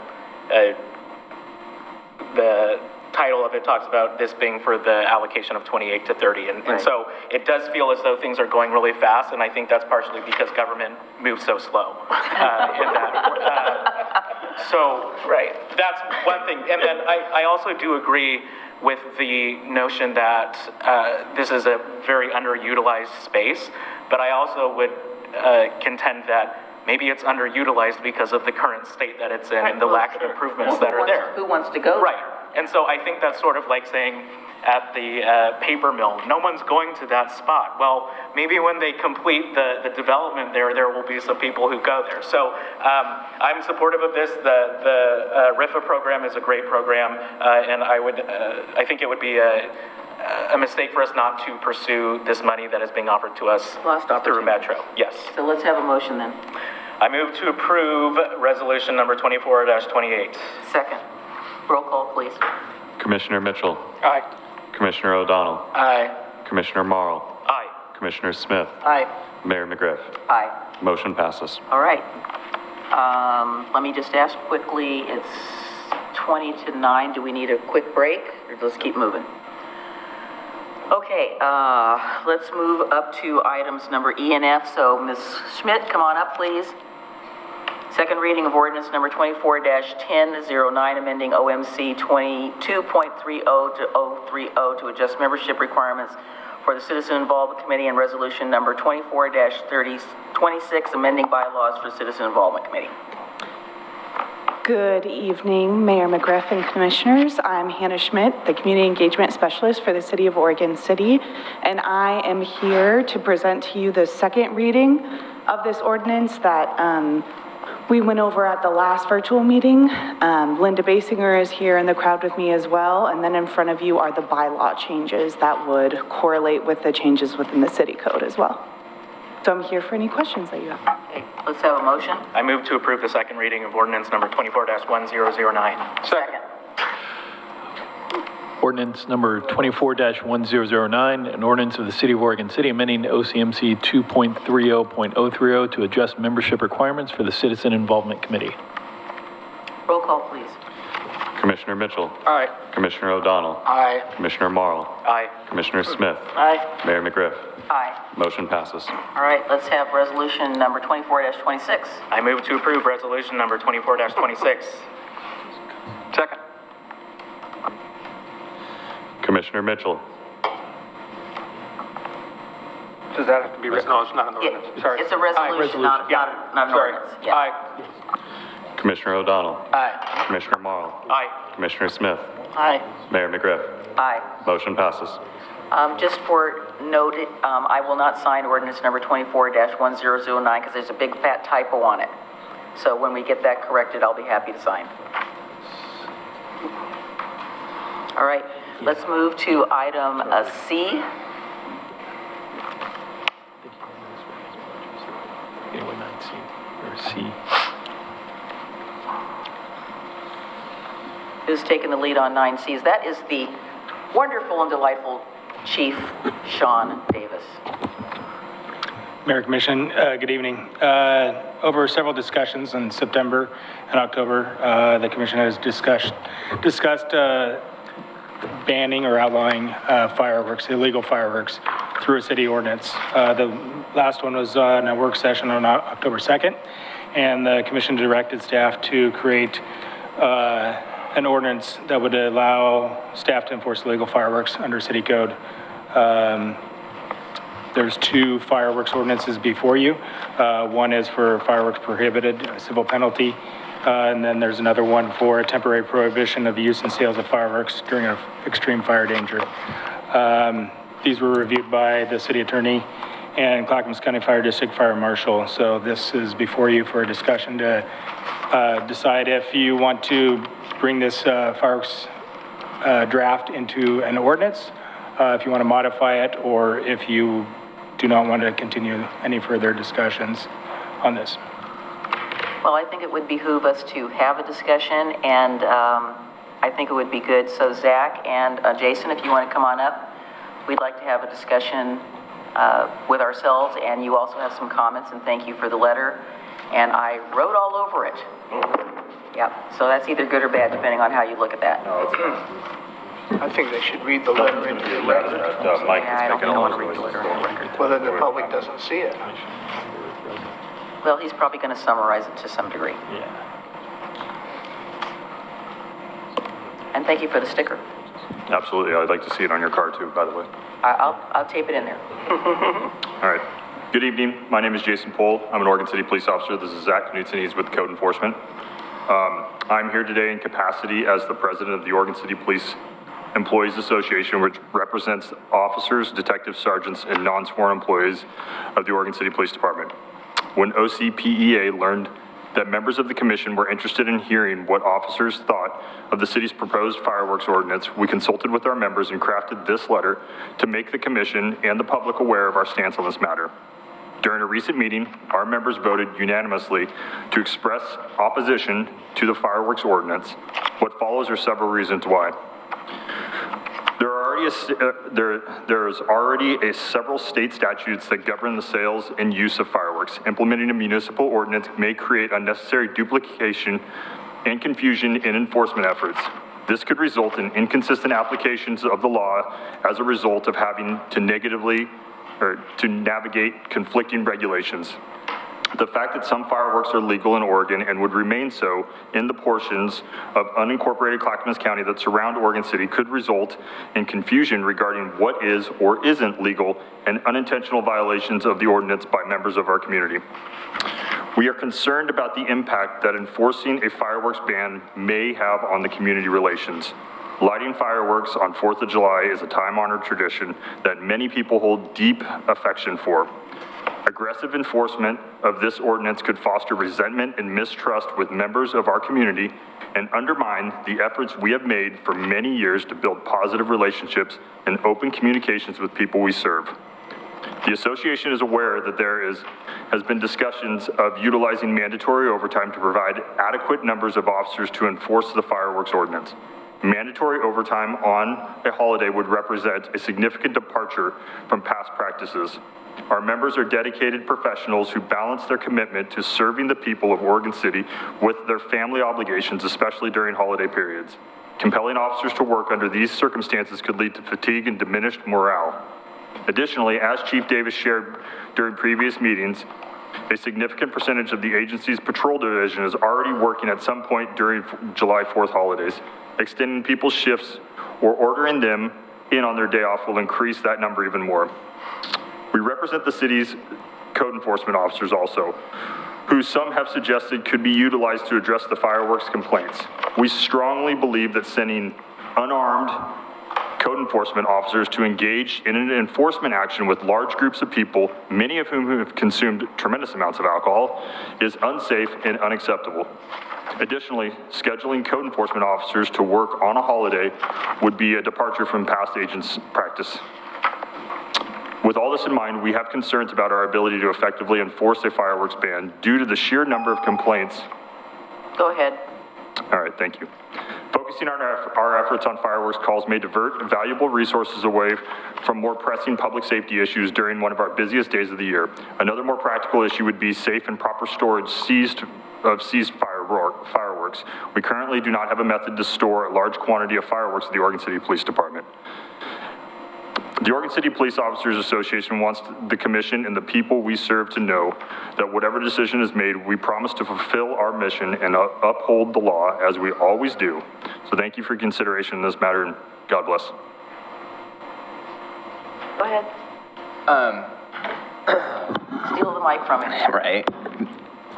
Zach Knudsen, Code Enforcement Officer and E-Board member of OCPA. The only thing that I'm going to add to what Paul said was one of the things that code enforcement doesn't have is safety equipment. So if we would be going into these scenarios, we don't even have something as simple as a ballistic vest if things were to go awry. And that's not something I want to, not go in with the right equipment. The other thing that I'd bring up as well is code enforcement does not have the authority to compel someone to identify themselves. So even if we found someone committing the violation, we cannot compel them to identify themselves. Typically how we go through that process is we identify a property owner, but if we're talking about multiple people at a property launching off fireworks, we don't know that they're the property owner or not. The only way that we could compel them to identify themselves is to call a police officer to come to the scene, to then have them compel them to then continue our process. So bringing code enforcement into this area to try and assist the police isn't really going to work, because at the end of the day, I don't see people wanting to work with us in this type of matter. And so then we're going to be tying up police resources even more so, while code enforcement, if we had to go out on those days. And that's pretty much all I wanted to add. Thank you. So you're aware that it was not something we have compelled anybody to do. It was brought up, and it doesn't mean that we're doing it. Right. So I just want you to be clear. Yes. So what I just wanted to say is that I appreciate this letter. However, we have a balance here. We have an equal number of people on the other side that say, why are we doing fireworks? It's not a God-given right to have fireworks. And although you make a comment in here, which I really appreciated, was, that people hold a deep affection for, there are other people in our community who loathe these times of the year when fireworks, and I'm sure hopefully you didn't watch all the videos, but you're aware that we've had complaints. My mother-in-law. Yeah, people Yes. who have PTSD issues, people who have to leave town, they have to sedate their pets, there's just a nuisance, there's a mess. So we've heard this other side of this too. And, you would think that if this is, we're not taking this lightly. We're trying to figure out a balance here to try to accommodate a variety of needs. Last 4th of July, people in my neighborhood started 3 weeks early, shooting them off, late at night, and it's always the ones that, we don't want. And, it went on New Year's, and then, about 3 weeks ago, somebody in my neighborhood was shooting off fireworks. And I was like, really? So they're buying it from elsewhere, but we have many community members who are also severely impacted on the other side. We do have jurisdictions in Clackamas County that have banned them. Milwaukee has banned them. City of Portland has banned them. They're not in our jurisdiction, but they're nearby. We've looked at the Happy Valley ordinance, so we're trying to figure out how to keep the community safe and recognize that there are two sides to this issue. And so that's why we're hoping we're not making any decision. We kind of hope to have some kind of a discussion. And we were truly interested in hearing what you all have to say. I have talked to officers individually about this who are, members of the union. I've talked to a couple of management staff people as well. And, they all have some reservations. and they said that we hope you can find a path through this needle in the haystack thing. So that's kind of where we are. We've got a couple of options, but we've not made, any decision. Mr. Mitchell. Well, I agree with everything you wrote in here. Oh, thank you. That the issue is somehow we've gotten off, I think, on the wrong foot. We haven't voted, but I believe we have a pretty clear consensus on this commission that we're not talking about a fireworks ban. We're not talking about outlawing anything that's not already illegal by Oregon state law. Mm-hmm. And I also don't think any of us are in favor of mandatory overtime. And at least for me, I've got real reservations about sending code enforcement officers out as that. So I agree with all those points. But we're not talking about a ban. We're talking about, by virtue of having an ordinance that matches up with what's illegal by state law already, it provides our police officers with a stronger enforcement tool. I don't see that there would be confusion because it's what's spelled out. It's going to match up with what's spelled out in state law. Those are my thoughts for now. If I may on that? Sure. Oh, please, go right ahead. We're having a discussion. Okay, good. So then why not just keep the state law then? Pardon? Then why not just keep the state law and just have that be it? It's the enforcement's still the same. It's too wimpy. State law doesn't provide some of the enforcement tools that you could do, like confiscation, for instance. Other communities around us that have adopted an ordinance that matches up with state law are finding that it's assisting them in improving this situation. Mm-hmm. Okay. Well, on that, I'm sure you've had conversations with peers in neighboring jurisdictions. So on that, could you tell us what you have heard from your colleagues about just the enforcement and logistics of this? You may be able to answer that better. Kind of going off of what Chief Davis said a few meetings ago when he reached out to his jurisdictions, it's the same. There is an ordinance. It's there. What we're finding is a lot of them are still using the educational portion and not issuing a citation. And like what the union brought up, and what I didn't ask the other jurisdictions is, what are you doing with these explosive ordinances? Because once the city of Oregon City takes possession of them, that's probably a huge liability that should very much be looked at. But everything that I've heard talking to fellow code enforcement officers, there are ordinances there. They are not actively going out there and using them, and it is very much used in the same way that the ORS is used. If something bad happens, they go. But that's more of the police response, not the code response. I think Happy Valley is the only ones that did actually go out and do it, but even then they did not issue that many citations for their ordinance violation. But it got some people's attention, though, I can tell you. And just to clarify, I want to say that in our past meetings about this, there was conflict over whether it would be just related to the state or whether it would include smaller things. There were comments made by other members of the commission over whether this would include sparklers, for example. So it was not my assumption that any draft ordinance was settled upon just a certain class. And I'd also just say that if we are in fact not putting mandatory overtime on the table or putting code enforcement officers in that position, if that is not in fact what we're doing, then there would be no enforcement. Mm-hmm. So I just don't see how we can do both. There's not going to be any enforcement anyway. There isn't now. Well, there is. We've had people out there on the streets doing that. They responded to all the calls. We've had that conversation. I'm just going to say this because I'm actually 4 meetings into this more than I wanted to be.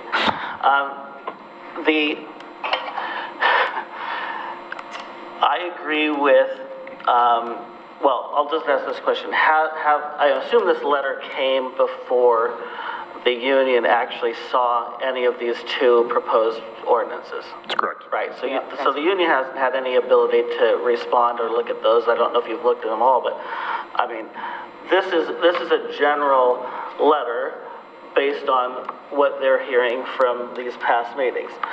I would, knowing that this letter was written before these, the real question is, what do they think about these two ordinances? If it's a fireworks ordinance and the union says we don't support it, then I don't support it. My question would be, because we brought up all these issues, most of these issues, my concern is staffing and that. Separate from the fireworks ordinance that's listed there,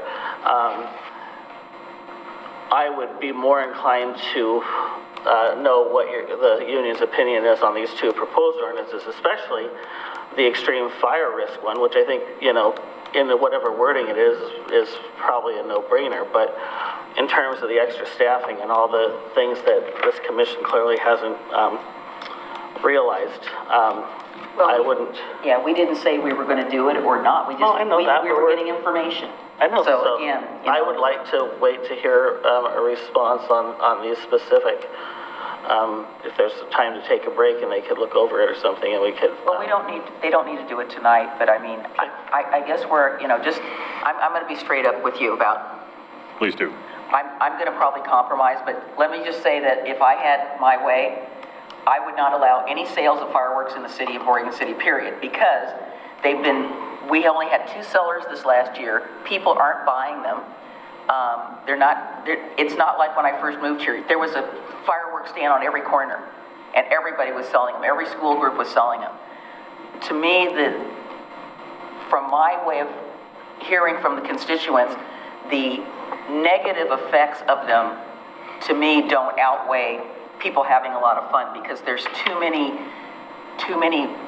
physical and mental things that come from this that are not good, that there's no way to correct it. But barring the fact that, this is not the way to work it, I'm looking at something where, I particularly like this section in ordinance number 2, where if it's a fire danger, you can't, we don't allow burning during that time, so why would we allow fireworks? To me, it kind of is in the same category. So I think that's reasonable. We already know what happened when half the county got set on fire and everybody came here, and it was pretty darn crazy, and the smoke and everything else that was going on with that. So, fireworks are a danger in a high fire, high zone. We have unfortunately inconsiderate people that even when the fire danger is high and it's a burn ban, we got people doing dumb stuff, burning stuff. And, I know I've called in a couple of them in Oregon City when I knew we had a burn ban, and it's like somebody's lighting stuff in their backyard. I'm like, so some of it's education. I think that we need to thread the needle on this, taking into consideration what you all, officers, who I have deep respect for. I feel that we need, we're going to listen to what you're saying. I think that there are 2 extremes, but we're going to go in the middle somewhere to try to do something that is reasonable and can be enforced. And so, if the fire marshal says it's a burn ban, then no fireworks. That's pretty simple. I think the second version of this is probably more reasonable, and again, we appreciate it if you take a look at it. We care very deeply about how you guys feel about things, but in the end, we've got to look at the entire Oregon City community, but your opinions are valid to us, and we appreciate that, and I'm glad you took the time to look at it, and maybe you can look at it some more, see what you think. Yeah. So that's kind of, I think at this point, we'd like to get your response. If you guys are okay with getting them to look at it and come back, chat with us. I got something to say. Yeah. Absolutely. So you're probably not going to like what I got to say. And I'm going to say it because I was a police officer for 10 years. Everything from patrol to investigations to detective. And I do agree with what you said about code enforcement's role in this thing. That's troublesome because has its own dangers, and you guys are in a different enforcement position than sworn officers, police officers. And I'm sorry to say that when I read this letter, it basically tells me, and I'm glad you read it into the record, because I want the people of Oregon City to know how their police force feels about this issue. So I'm glad it's public. But I think when you take issue and talk about the state law is weak. The state law is troublesome. The state law is ineffective. It does not put you on firm ground. And you and I both know that as an officer, you want to be on firm ground when you're placed in an enforcement position. I think some of the arguments, they just don't hold water. The fact that some fireworks are legal in Oregon will remain so in portions of unincorporated Clackamas County, that doesn't matter. I mean, it's either legal or illegal in Oregon City. It's not the only ordinance that might have a difference in enforcement between adjoining communities, adjoining states, adjoining cities, adjoining counties. You enforce the laws here, and this is where you enforce them. You don't worry about what happens elsewhere. The question of overtime, that's a staffing issue, and if we decide that it needs additional staffing, then that's what will happen. I take issue with enforcement officers engaging in enforcement actions with large groups of people, many of whom have consumed alcohol. Well, if the combination of alcohol and fireworks is not a public safety measure, I don't know what is. So I think you need to be involved in that. And as far as taking you out of service so you can't take care of other calls, you know you got priorities. You know calls are prioritized. So this could be a lower priority call, but it still deserves to be a call. So that's me speaking on the basis of my experience, 10 years in law enforcement. Now I'm going to speak as a commissioner. A number of these people, a large number, have come in and voiced their concerns, as we've heard from others. I don't want to be repetitive, about PTSD, about tranquilizing dogs, about tranquilizing themselves, about leaving the city during that time period.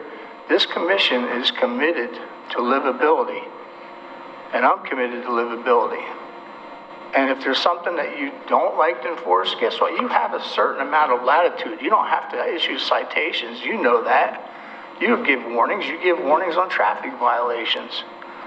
So you don't have to. And as far as having some tooth in it, I like having tooth. But you know who can make the disposition on how much tooth the offender suffers? That's the judge. That's not you guys. So you have some latitude. You get a cooperative individual. They're listening to reason. Hey, I need you to shut this down. Fine. If they don't, they can take the paperwork and they can come to court with it. And you say about alienating the community. I got news for you. You might alienate some of these individuals. You might make a whole bunch of friends for those that don't have to listen to this. So I'm in favor of an ordinance. I'm actually surprised at the two ordinances that come before us, because when we looked at the Happy Valley ordinance before, it was much more comprehensive than this simple, this abridged version here. If you guys get a chance, look at the Happy Valley ordinance and tell me if you don't think it would give you what you need, because it's very specific. And I'm not in favor of outlawing all fireworks. I don't care so much about groundworks, but I care about explosives. I care about airborne. I care about how big an explosion there is. And the Happy Valley ordinance was good, and I wish it was included in full as it was in the first ones. I can answer that. Yep. It is in there. The section that you were referencing about like snakes and all that stuff is fireworks prohibited in city parks. We already have that prohibition in our city parks. You can't light fireworks. I don't want to limit it to city parks. I mean, a lot of the problems these guys are going to face is going to be on the street. I get that. A neighborhood. But every city has very similar to what is presented before you. And if you go to the third tab in there, I put what was put in the first section. So it's written exactly like Happy Valley's. No, Happy Valley was strong on it. And You think it was stronger? Yeah, it gave an enforcement officer, the worst position to be in on a call is you don't know if you're on firm ground. You don't know if you can or you can't. But it is the exact same verbiage as Happy Valley's. What you mean the abridged version? 808, 4.700. It's the exact same verbiage with the addition of allowing staff to seize fireworks, confiscate them. If you go to the third tab where I wrote... Third tab? It might not be third on yours. Well, that's temporary prohibition during fire emergencies. That's a very limited application. Let me find it on here.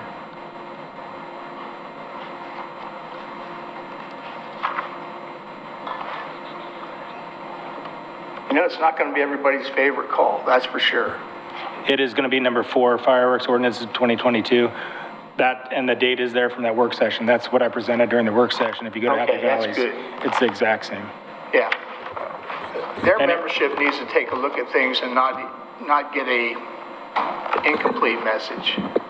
Well, you can direct that at me, not at Chief Davis, because I'm speaking for the membership. So, like, if you guys have additional information, I'd love to take that to the membership, and then we can look at it and address it that way. Yeah, we'd like you to. We'd like you to. Commissioner Morrow?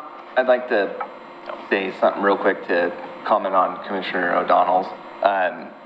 The part that talked about the large groups of people and alcohol wasn't necessarily the police. That was more at the code enforcement officer that's going in. So it's not that the police are scared of large parties of people with alcohol. That's more specific to the code enforcement people that are going in there unarmed, no safety equipment, no vest, to then go in and deal with the fireworks. I never said we were going to that. include code enforcement officers in this. And believe me, I understand that discretion is a better part of valor. Okay. You make those decisions. Sometimes you have to back off. I'm not sending you guys in. It was part of a discussion. Options were being thrown out. Right. Your point is well taken. It was, I think, and it was taken out of context. Yeah. Commissioner Morrow? Thank you. So again, and I've said this pretty much every time, I think I want to reiterate the fact that the reason why I have a lot of issues with this isn't because I love seeing fireworks on the 4th of July. And that I think it's unpatriotic to not happen. That's not where I'm coming from.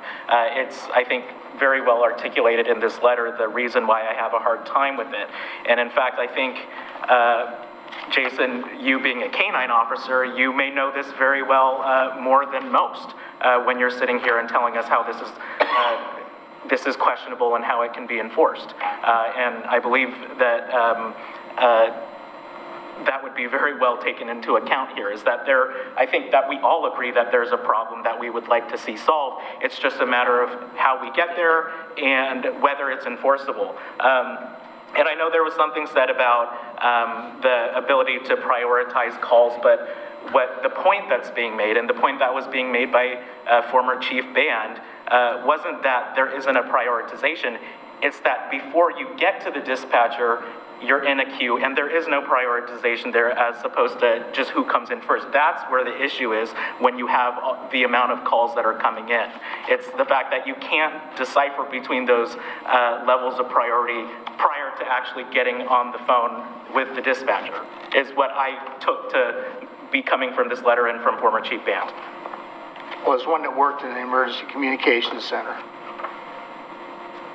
that's a different issue in terms of response time and connecting with an operator versus the response of the police. I mean, it's lineal, it's part of it. But regardless, I mean, if the number of complaints on any given night is going to be higher, then the complaint center needs to be staffed differently.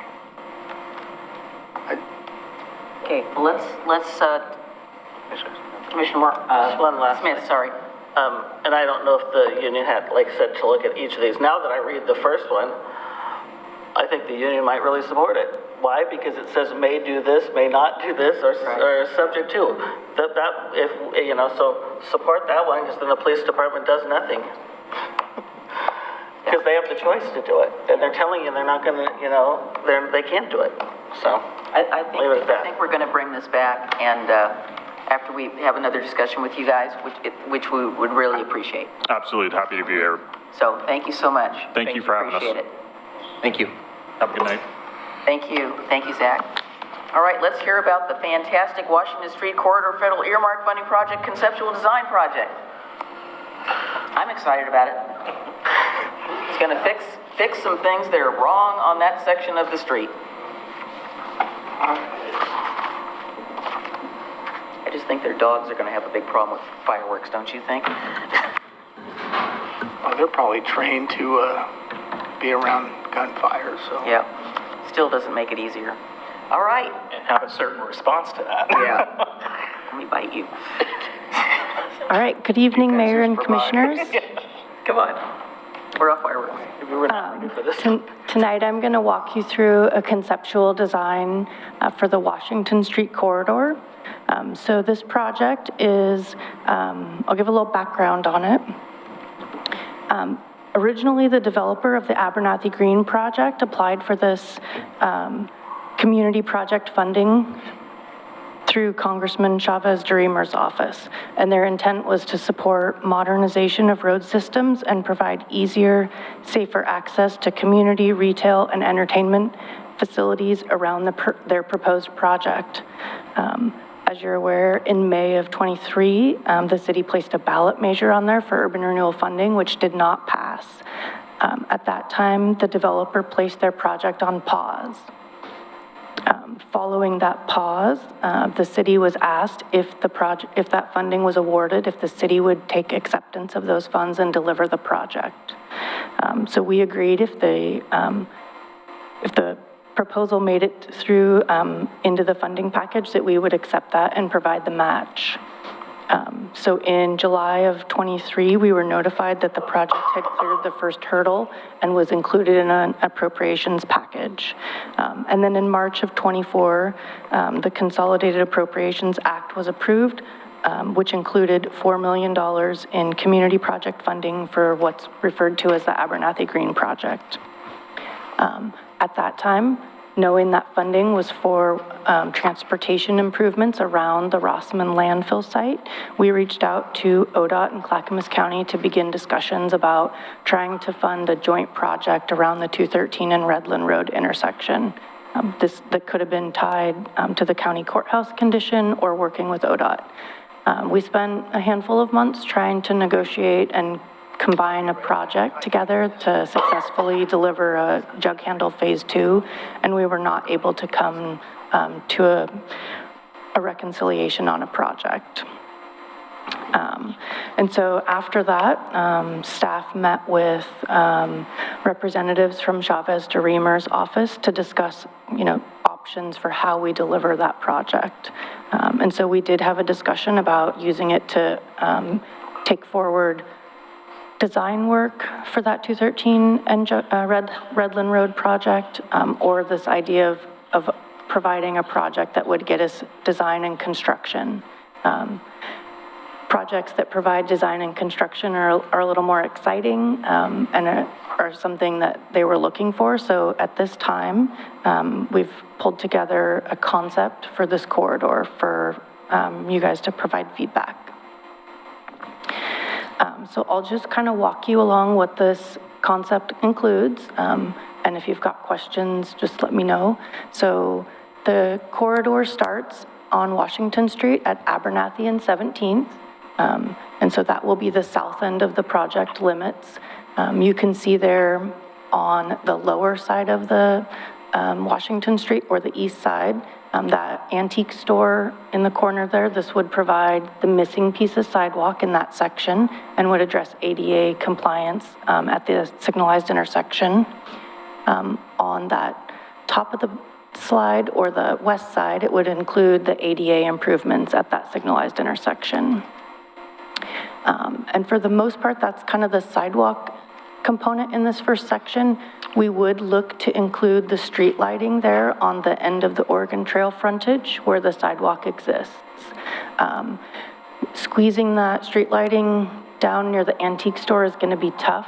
That building is right there on the edge. We'll do what we can do to get street lighting in there, but again, really wanting to make sure that we're not impacting that business.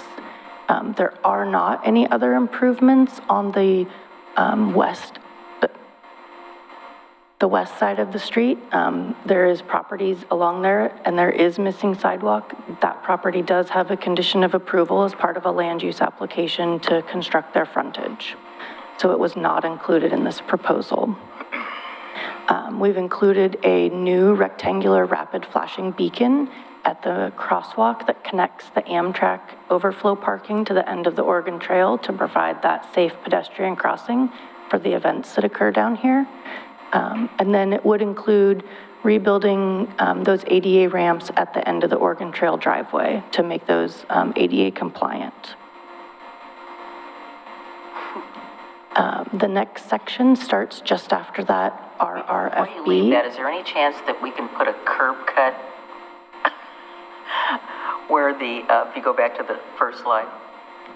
So you see where the round circle is, and then there is a paved concrete area that goes right to the edge of the street in front of the one wagon.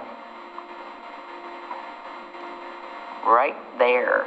There needs to be a little tiny little curb cut there. Yeah.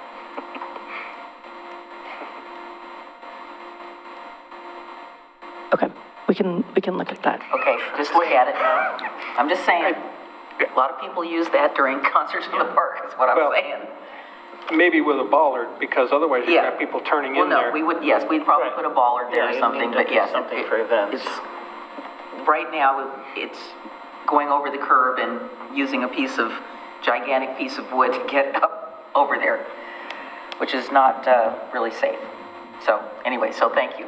Just making a note of that. So slide number 2. So as we come to the next slide, north of that RRFB, we would propose on the side of the road with Clackamas Landscape Supply, a new sidewalk and a new planter strip. That would include street trees and street lights and your traditional kind of frontage type improvements. On the west side, we are proposing at this point just a curb tight sidewalk. And again, we can look at options, but this concept provides us about a $4.5 million project. So the federal funding is the $4 million, and the city's match is about $500,000. So again, I think there's less we know about how that property on the east side is going to develop. How old is this this aerial?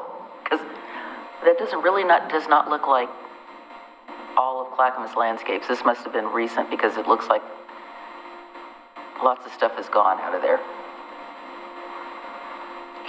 I would have to check with the consultant. Okay.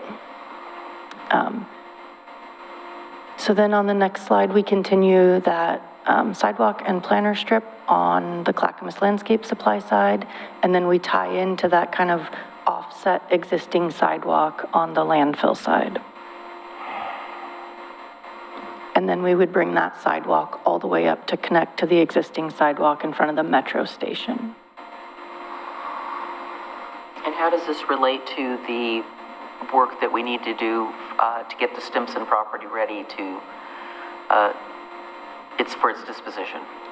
This ties into that. I mean, I looked at both of the plans and the lot line adjustments and things we're proposing. It looks like they're right in sync with one another.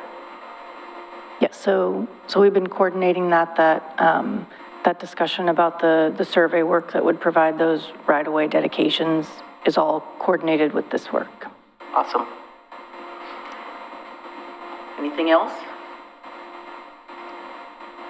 I know it wouldn't be included in this funding, but if we're putting a signal in and accessible ramps to the entrance out of the Oregon Trail, and those only lead to a sidewalk that has got 6 foot or 6 inch rises in it and all broken up, you couldn't even get to the interpretive center once you got in the front entrance. So I know that's not part of the street project, but we're going to have to replace that sidewalk at the end of the Oregon Trail. And I don't know what the plan is for that, if we have talked about it, because it's been that way for You mean more the interior ones? Yeah, well, right along the drive aisle into it as you're heading into the parking lot area. Right now, I think on the right side by the big trees. Yeah. I mean, Um, they're just, every block is like, and it's the tree roots, I know, but. Yeah. I'm going to be out there tomorrow with the new executive director. We can have a look at that. Oh, yeah, okay. Hey, go ahead. Thank you. Thank you. You're welcome. I really first just want to commend staff for picking up this additional project. I I think, as you know, I spent a lot of time working with the Congresswoman to secure this earmark, and when the urban renewal measure did not pass, it was in question as to whether this earmark would still be usable by the city, and I'm very glad that we are still using it, and now that instead of it being on the developer, that our staff is taking the time to work through this investment. And so big thanks to staff, big thanks to Congresswoman Chavez-Remer. And as the mayor said, this really needs to be done, and it needed to be done a long time ago. So thank you. All right, do we have a motion? Can I just make just a quick question? Make a quick question. Make a slow question. So the lane profile of Washington Street doesn't change. It's getting full depth rebuilt, but it's still, I mean, it's like it's not adding a left turn lane or any of that. Well, it will add that missing center turn lane. Apologies for not noting that. So at the north end, it starts to neck down after Metro. And so it will add that center turn lane all through this section. All the way along? Yep. So it would put that new sidewalk in its ultimate location. Okay. Thank you. Good. That's good. So how about a motion? I move to approve the Washington Street Corridor Federal Earmark Funding Project conceptual design. Second. Commissioner Mitchell. Aye. Commissioner O'Donnell. Aye. Commissioner Morrow. Aye. Commissioner Smith. Aye. Mayor McGriff. Aye. Motion passes. Would you like to talk about the first reading of ordinance number 241011, adopting amendments to the Oregon City's Stormwater Code for allowable non-stormwater discharges? Another one of my favorite topics. Good. We'll come back to 7B. Yes. Okay. There's nobody here for that, so.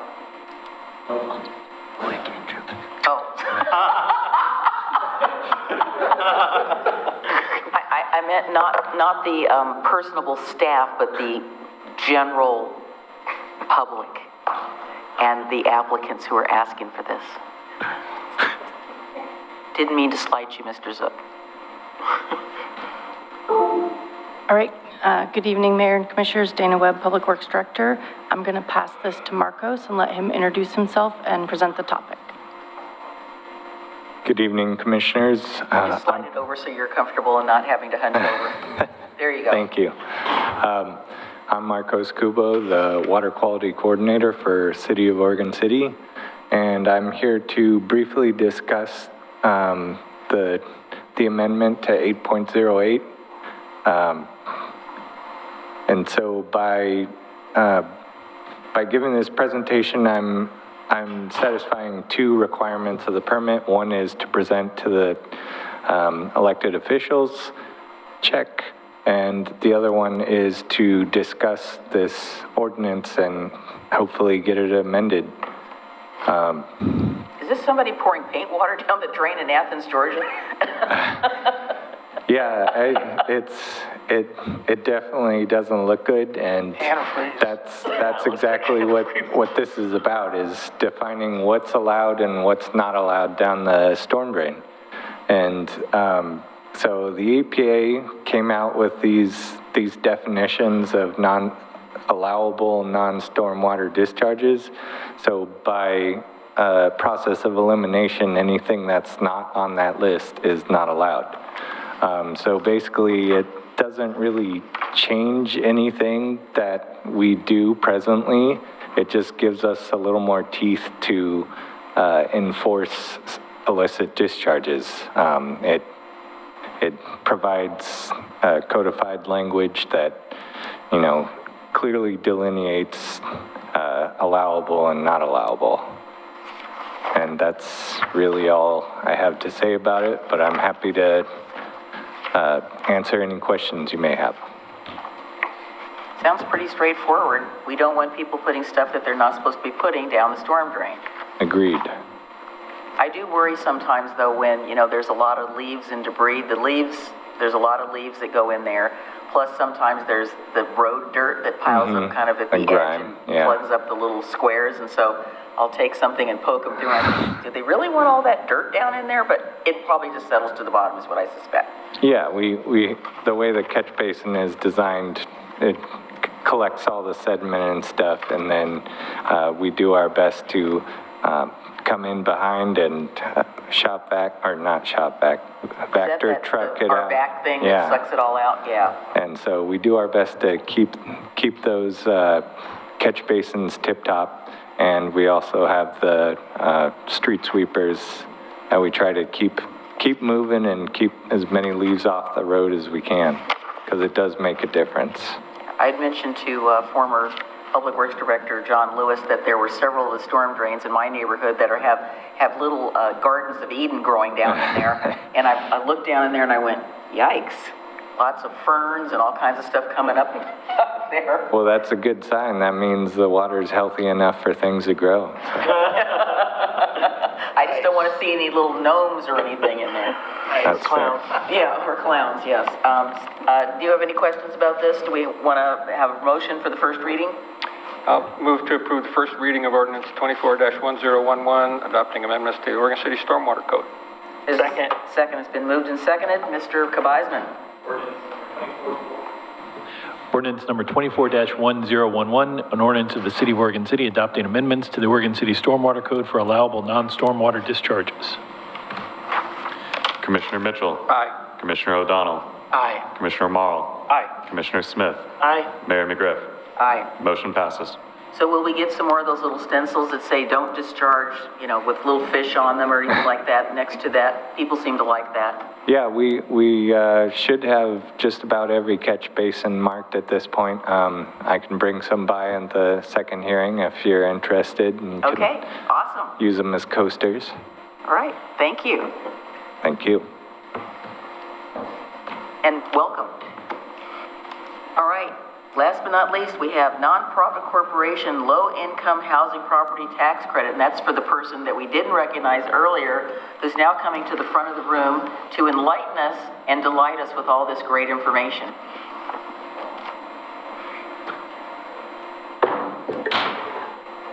With the last name of Zook, it's very to be expected to be at the end, so. To be last? Yes. Well, Mayor and Commissioners, it's good to see you this evening. Thank you for hanging in there with me to the end. Wanted to let you know that we have, the topic at hand tonight is really to introduce you to a little known, not yet even received here in Oregon City, request for, the ORS has an allowance for nonprofit corporations that provide low-income housing and own low-income housing to actually request of their local jurisdiction to be exempt from property tax.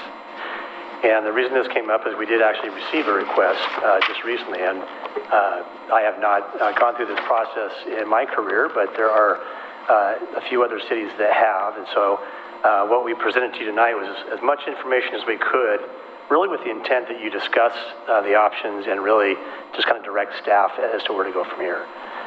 What we have in your packet is essentially my staff report that references the ORS, the Oregon Revised Statutes 307.540 through .548. Very small section. I did include it in the report, but basically, back in 1985, this provision was established, currently scheduled to sunset in 2027. It has sunsetted before and then been extended, so don't know if that would continue. So essentially, at this opportunity, we might have a couple of years to have that implemented. But essentially, what that would do would, in my background, there's just key components of the program. One is that the owner of the property must be a nonprofit, 501c3 or C4, according to the IRS code. The program must also define low income, and I didn't go into all the detail, but it is referenced in ORS 307.540, and there's some percentages of income that are established there. By default, the city's, or the program would only apply to the city's tax. So as a governing body, you would be making a decision about the local property tax that we have. However, there is, if the governing body decides that they want to operate this program for their, for their own tax levy, there is an opportunity where the governing body could go to the other taxing districts in the area served by the low-income housing and make a request that they participate as well. In Oregon City, we have probably about 13, 14 different taxing entities that overlap any given part of the city. And so the law allows that if 51% of the combined total tax rate agrees to that program, then it would apply to everybody. We don't have to, if you were interested in pursuing that, what it would essentially do is share the load of the tax exemption to other districts in the area. There is an application that would be required on an annual basis for each nonprofit corporation to renew that exemption. And there are several cities that have done that, and we have a template that we could essentially use if we needed to. I didn't present that with you this evening because what we would end up doing if you were interested in the program, answer your questions. If we can't answer them tonight, we come back. And then eventually we would have to, in order to adopt it, we'd have to take an ordinance, adopt it into code, and that would enable the provisions of ORS 307-540 into the local city. It is optional. I discussed this with Bill Kabaisman early on. So the primary advantage is that the cost for operating the low-income housing would be lower to the entity that's built the nonprofit corporation. Primary disadvantage is that the services that we provide to that area, to that low-income housing, would not have their allocated share of property tax. So that would include things like police, fire, school district, college, etc. The actual impact on the city's revenue would be about $4,400 per million of assessed value. So on a $4 million, as an example, a $4 million assessed value on low-income housing would be about $17,000 a year. About what? $17,000 a year. That would be $17,000 per year? Yeah, approximately $18,000 would be foregone in that property tax exemption. That's just for the local city tax rate. So there are other, like I said, other jurisdictions that would. Right, so since this is really new, it hasn't been assessed, so we don't really know what the value of it is, correct? Well. Or did they give you a projection of what they think it's going to be assessed at? We do have the value because, we do. Yeah, talked with the assessor. So for the listening audience, we did get a request from Los Flores and Community Development Corporation that they projected on the low-income housing off of Maple Lane. And when we first received this request, basically in May, they asked the question. They kind of went cold on the communication through the summer, and then brought it back up in late August, early September. And at that point, when we first started talking with them, the assessor hadn't put out tax statements. I did go onto the public record and find that there's a tax statement for this development, and it's the $4 million that I quoted is exactly on the tax statement for the tax assessed value. Keep in mind that that's not the value of the property in real market terms. It's when new property comes on the tax roll, there's a converted property ratio, and it's generally between around 65%. In this case, it's closer to maybe 50%, but that's for the tax assessor. But the market value of that property as of today, as of the tax statement, is about $8 million, but it's a little over $4 million of assessed value. So the number I got, fortunately, by the time I brought this to you, I had a hard number for at least this current tax year. I can't tell you what next year is going to be. I didn't talk any further with the tax assessor about if there was more to come on. It was a developing property over multiple years. Right. Multiple plots of land, multiple buildings, so. Thank you. I'm going to turn to my left and Then you can turn to your right. and then I'll turn to my right. Thank you. So I definitely understand why this is an option and why this is something that is being pursued. I just have a lot of concerns. The first is, and you've already articulated it, is the loss that we would have to our budget. And something that I think we hear time and time again from residents is that with all of the development that's going on, especially at the edges of our city, the idea of having even less money come in to deal with the impacts that development and increase in population has is something that I have a really hard time with. Again, I understand the idea is to lessen the cost to make it more affordable, but at the same time, we just had a conversation recently about the fact that Metro's supportive housing services bond is so flushed with cash that they don't know what to do with it.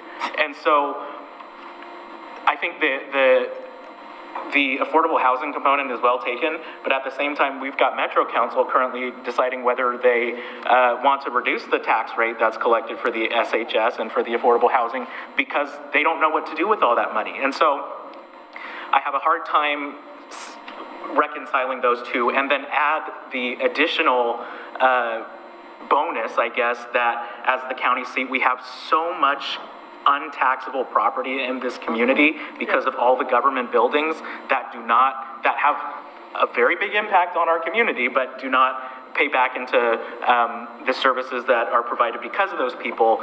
Those are just all the reasons why I have a really, really hard time with this and would not be in favor of moving forward. Commissioner O'Donnell.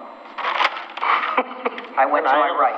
I need to go to my right. We do look a lot alike. Yeah, you do. Yeah, it's confusing to me. One of those old white guys. You know. Yeah, I'm just a little confused. So I actually agree with everything Commissioner Marl just said. And secondly, I struggle with one sentence in this as written. It says the owner of the property must be a 501c3 or C4. But what if the owner is not the occupant? What if the occupant, say they rent to an occupant who is not engaged in that pursuit? The owner still enjoys the tax benefit? You follow that? I didn't hear the last part due to the noise, sorry. Could you repeat that? Say the owner is actually, the 501c3 owner actually is in the role of a landlord who rents to another operation, and that operation is not engaged in the pursuit of low-income housing. They still enjoy the tax benefits. I don't think they do. You need, because we define affordable house, so affordable housing is the whole driver of this. Right. But this simply says the owner of the property. 130%. So if you look at ORS 307-541-1C, it requires a property to be occupied by low-income persons, however we define it, held for purposes of developing low income. So there are restrictions within the program that just didn't make it into the summary. So it would require that the owner be a 501(c) and that they hold the property for low income housing. So even if they were that's different, and I'm glad you explained that. However, I'll still take the same position as Commissioner Morrow. Commissioner Mitchell. Yeah. First off, I agree with everything that Commissioner Morrow said. The money is there through a lot of other sources. But I kind of got my calculator out here, and so $17,000 a year for Las Flores. That's 172 unit development, as I recall. So that's $102 a year per unit.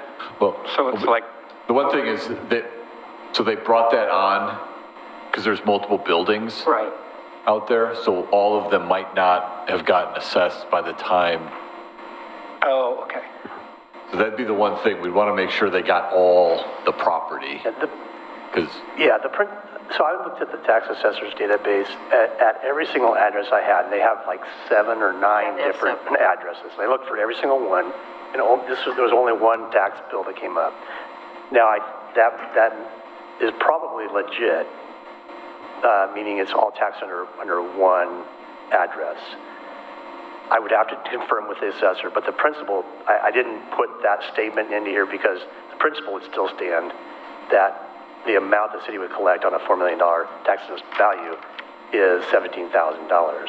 So multiply that times whatever you want. Let's just say that multiply by 4 and you're looking at, Okay. yeah, whatever. I don't do math after 5 o'clock, so. Forget about the math I was just talking about, because we're not sure if that's the value for the whole property, but I guess my point is, That's why I asked the question. it's not a, I think the concerns that Commissioner Morrow has brought up and Commissioner O'Donnell, that outweighs the advantage. And there ought to be, with the SHS money, there ought to be a lot of other ways to fund that, because we are going to have to provide the services, and we've heard that for some of our departments, we're providing probably more service than we would want to. We're providing more than $17,000 worth of service, I can tell you that. Yeah. Mr. Smith, do you have anything? No, I agree. I was just going to add the police. Yeah. We're offering a lot more. Yeah. So where I'm coming down on this is that I've read all the material. I would say that the letter was a little lean. I would have expected more in the request. It was very bare bones, and I would like to know what the advantages and disadvantages are, and why are they requesting this? I know that they were asked, that they put the feeler out to us before they got finished, and so I knew this probably was coming. I didn't expect it quite so soon, but I understand a little bit as to probably, something to do with timing. I guess I would like more of an explanation. I do have the concern about, again, it may not seem like a lot of money, but where are we replacing that money? And from the time that before it opened, we were already having a lot of city interaction and city resources going over there. Not that that's any difference, but right now, as we all very well know, new development does not totally pay for itself. It never has. And we have always submitted comments on land use applications saying, yes, we have the ability to cover. Do we really? I was always skeptical of those comments that I got from our other departments when I was working. I said, really? The school district always said, yeah, we can serve everybody. And then they had kids in trailers, so I never really totally believed that. I think this is going to involve a lot more discussion. I think that they need to make a case. They have not made a case. Maybe they don't have to. Maybe according to the law, they don't have to make a case. But I think before I, have a straight-faced conversation with our constituents, I want to have all the possible information I can have before I make this decision and be able to explain it to our constituents about why we're making the decision. And I don't think we have enough information at this point to do that. Where's the rest of the commission? I heard 4 no's. Do you want us to ask them to come give more information or present, or do you just want to direct staff not to do anything at this point? No, I think they should before we make a hard pass. It's going to be a hard pass for me. I'm ready to make a hard pass. Well, I think we should extend an invitation for them to come and talk to us about it. I mean, They can do that. they can come at any public comment. Yeah, they can. I did make them aware of the meeting this evening. I did communicate much of the content of the staff report, not in full, but gave them a response that the process was I would be presenting this to the commission. They could come to the meeting. They weren't required to. No. It's a public meeting, but they could come. But you offered. I did offer. Yeah. So that's kind of where I said. I don't want to make a full no before I hear what they have to say. Well, I think the issue with that is this is not a one-time deal. Oh, I know. This would be a policy we put in place. I understand. Would happen every time. I understand that. That's why I'm not willing to make a hard and fast decision based on what I consider to be pretty skimpy information from them. I understand your report, but I guess I just want to know. Well, let's put a motion out there and see what happens. And if we deny it, we deny it,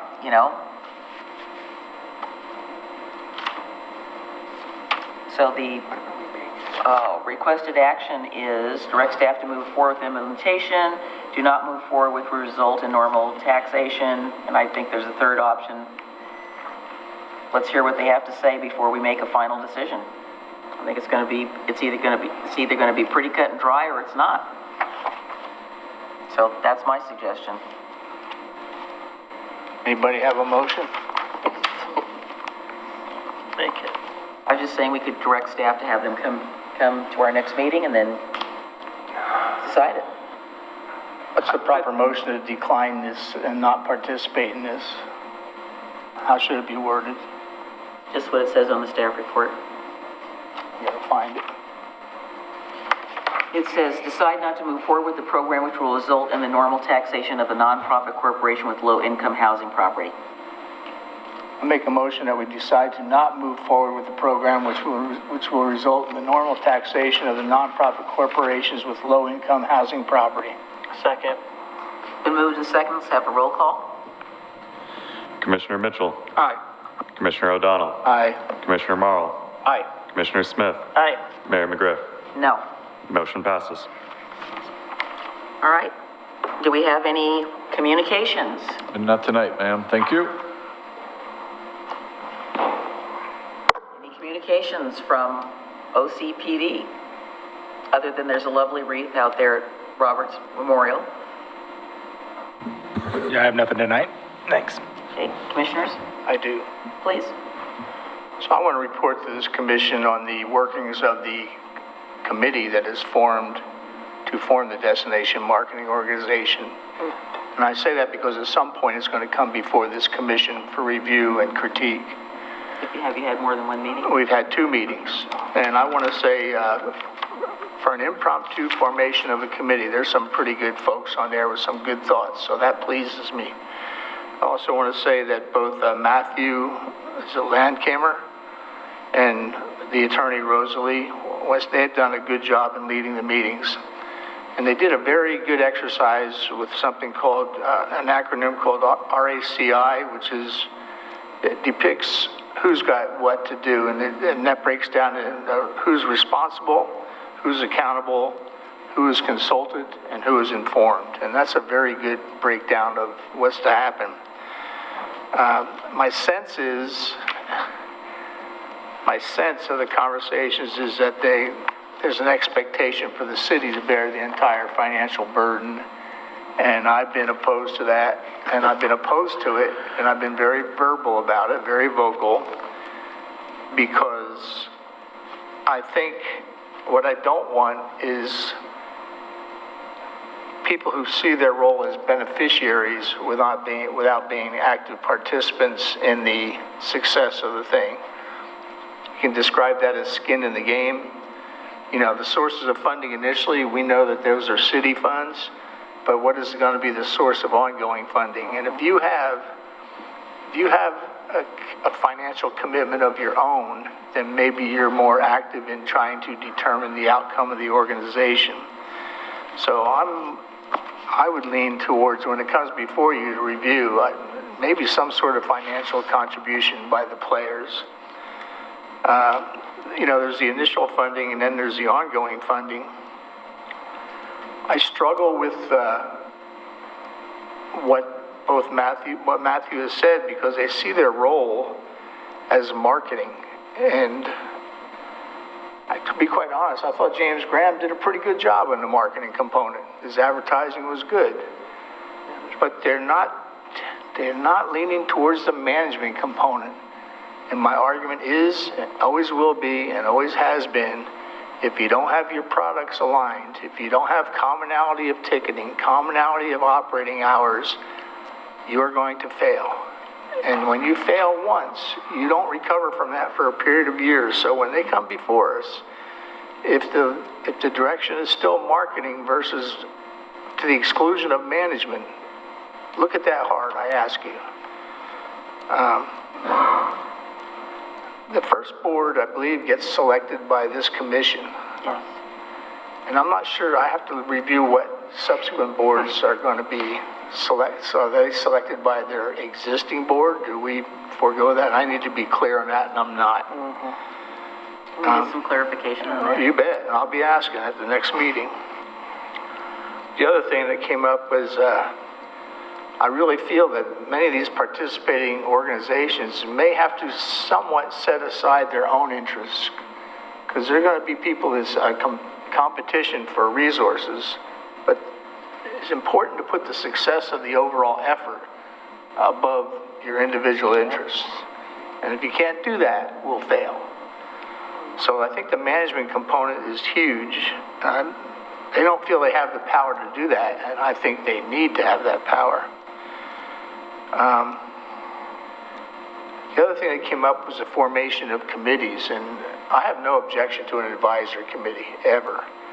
But they're talking about empowered committees, and at that point, I was pretty protective of the wallet, because we've seen, if you just write a blank check, you don't know what they're going to come back with. In fact, I consulted with Mr. Conkle. I called him up, and we had a good conversation about how to approach this. Either you allocate an amount of money, or you review what's proposed by this subcommittee. So that's where we're at on that. So in the end, there's another upcoming meeting, and then this commission will get a final review. So when that comes, you'll have time to read it. No one will be offended if you're critical of anything. If we miss something, please call it to our attention. But by and large, I think the work of the committee has been quite excellent, and some good minds on there. Understanding that this is just the committee that forms, that, has a short lifespan. I believe it's the end of this year, I think. Yes, we'll be interested in your Cliff Notes critique version. Well, I'm looking forward to it. There's been a couple of things where I've been adamant about the financial control. Exactly. And I want to know how the subsequent boards are elected. But this exercise of who's responsible, who's accountable, and who's consulted, and people better understand what consulted means, as opposed to you're a participant in a decision. You can provide input. And who's just informed, this is what we're going to do. So it was a very good exercise. So accolades to the folks that run this meeting, and the concerns of possible points of failure, I just enumerated them, but there's a lot of potential to do this right. So, but management is key to it. That's what we were looking forward to. All right, thanks everyone. Do you have something? I do. I'll try to be quick, I'm sorry. You're fine. But important stuff with C4. That wasn't what I was going to talk about. So the first thing is that I think we are all aware that the measure that we referred to the voters temporarily banning psilocybin facilities in Oregon City has passed. And I came across something that I just wanted to share. I think it was an NPR article or something about how the idea with psilocybin and Measure 109 passing a couple years ago was the fact that this could be a breakthrough therapy for certain things. And one of the reasons why I wanted to send this to the voters is because I think that there's a lot more research to be done, and that in the meantime, we want to see how that plays out before it begins in our community. And what this article went on to point out is that, as many people know, the gold standard for testing medicine is the double-blind, give someone a fake one, give someone a real one, and see how it goes. And they brought up the interesting fact that you can't trick someone into thinking that they're on a mushroom high. And so, so the ability for these breakthrough results is actually being questioned by some in the medical field, because they are not able to use the gold standard test of seeing if a placebo effect is actually making someone feel a certain result that otherwise wouldn't have happened. And so I just wanted to share that. Obviously, if more information comes out, then we can take a second look and send it to the voters again. But I am grateful that the voters made the decision they did. So I just wanted to share that first. Second is that we have the LOC conference, the League of Oregon Cities conference, where I was elected to the board of directors. I will be honest, that was not something that was necessarily on my radar. The executive director reached out to me and asked if I would apply, and a couple of board members asked me if I would apply. And so I'm looking forward to this, though, because I feel that as the organization that lobbies on behalf of Oregon's 241 cities, that there are areas where the organization can be a little bit stronger. As you know, we have a transportation package coming before us in the legislature next year. And I think that's one of the areas where the LOC can potentially be a huge force for positive changes for Oregon's cities. And so I'm looking forward to that.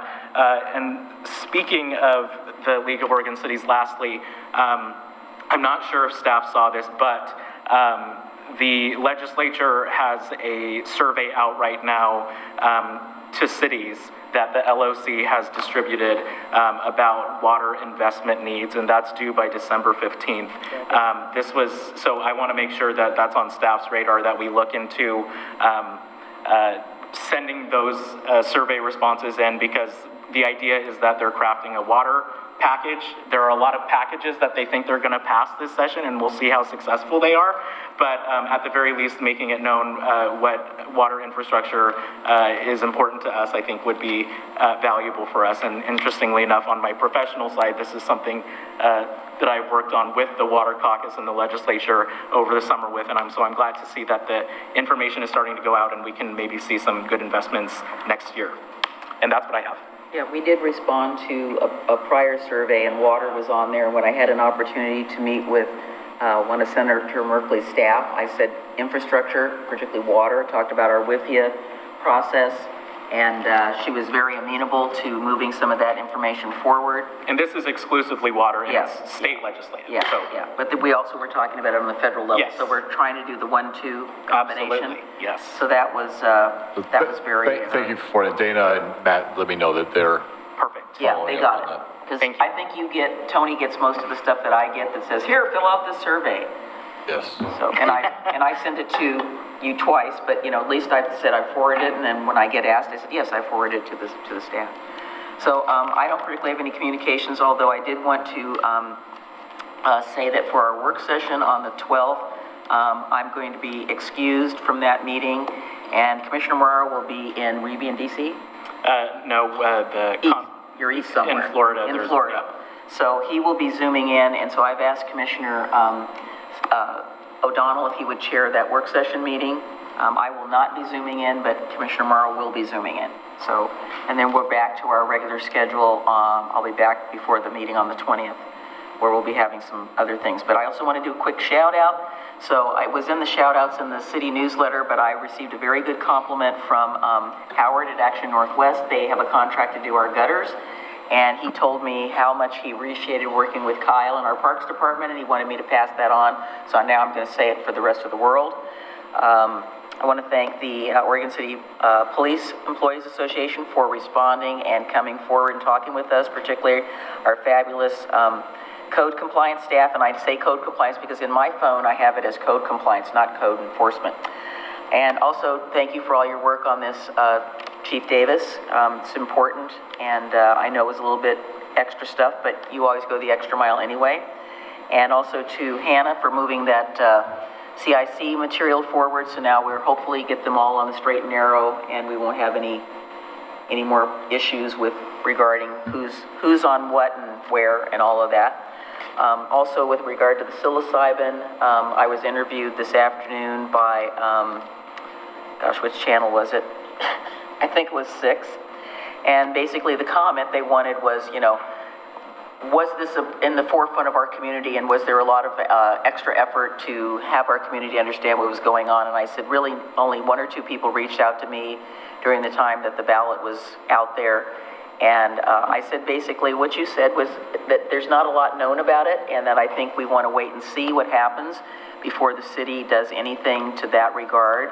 And I said, just exactly what you said. I said, if it's something that our community wants to do, we can always bring it back. But for now, I don't think our community is interested in being, one of the guinea pigs in this particular area. So we are going to just do the wait and see. She did ask me a few questions about our marijuana ordinance and tax that we passed and that sort of thing, but it was mostly about the psilocybin. So I said there wasn't a big outcry from the community. And other than that, thank you. One last thing. Trick or treat. Yes, I was going to talk about that. Okay, do. Yeah, so anyways, before he goes, I don't want him to be left out. But anyway, thank you, Dana, for your reports. Thank you, Patrick, for your work. And last but not least, in the Z's, Mr. Zook, thank you for doing the work on this other item. So Commissioner Smith and I were out on the streets doing candy again this year. We have our typical picture that we take together, which may or may not be seen by anybody, but it was raining slightly, but they were out there in force, and mostly everybody on the street that I was on ran out of candy. So it doesn't matter if it's raining or sleeting or snowing, but we did have some good reports. We had crosswalk guards this year. Yeah, that's great. To protect people. And the other thing we would like to try to implement, DOCA is going to try to do next year, is we want to have everybody go in one direction. So there's not all of this craziness going on and people stepping on inflatable dinosaurs' tails because they're going in the wrong direction. And we had, as I said in our earlier meeting, our earlier dinner, is that my favorite costume was the young man that was dressed up as Flo from the Progressive Insurance. He was handing out little cards with the phone number on it. Call me if you want to find out about your insurance needs. He had the haircut, he had the name tag, he had the apron. It was, I'd have to say, hands down, one of the best costumes and original that I have seen in the last 4 years that I've been doing this. He was very serious. He said, "Would you like to talk to me about your insurance?" And I said, "Maybe later." Cute. No, it was great. I just think having the extra people down there to help people across the street, it was really good. So the police department had a good turnout. Did you guys run out of candy? No, but we bought extra this year, so we had a lot. Yeah, I have a lot of candy So still is it in the back 40? Yeah. The students at Oregon City High School will probably get the rest of mine. Okay, being no further business, I'm going to adjourn the meeting. Thank you.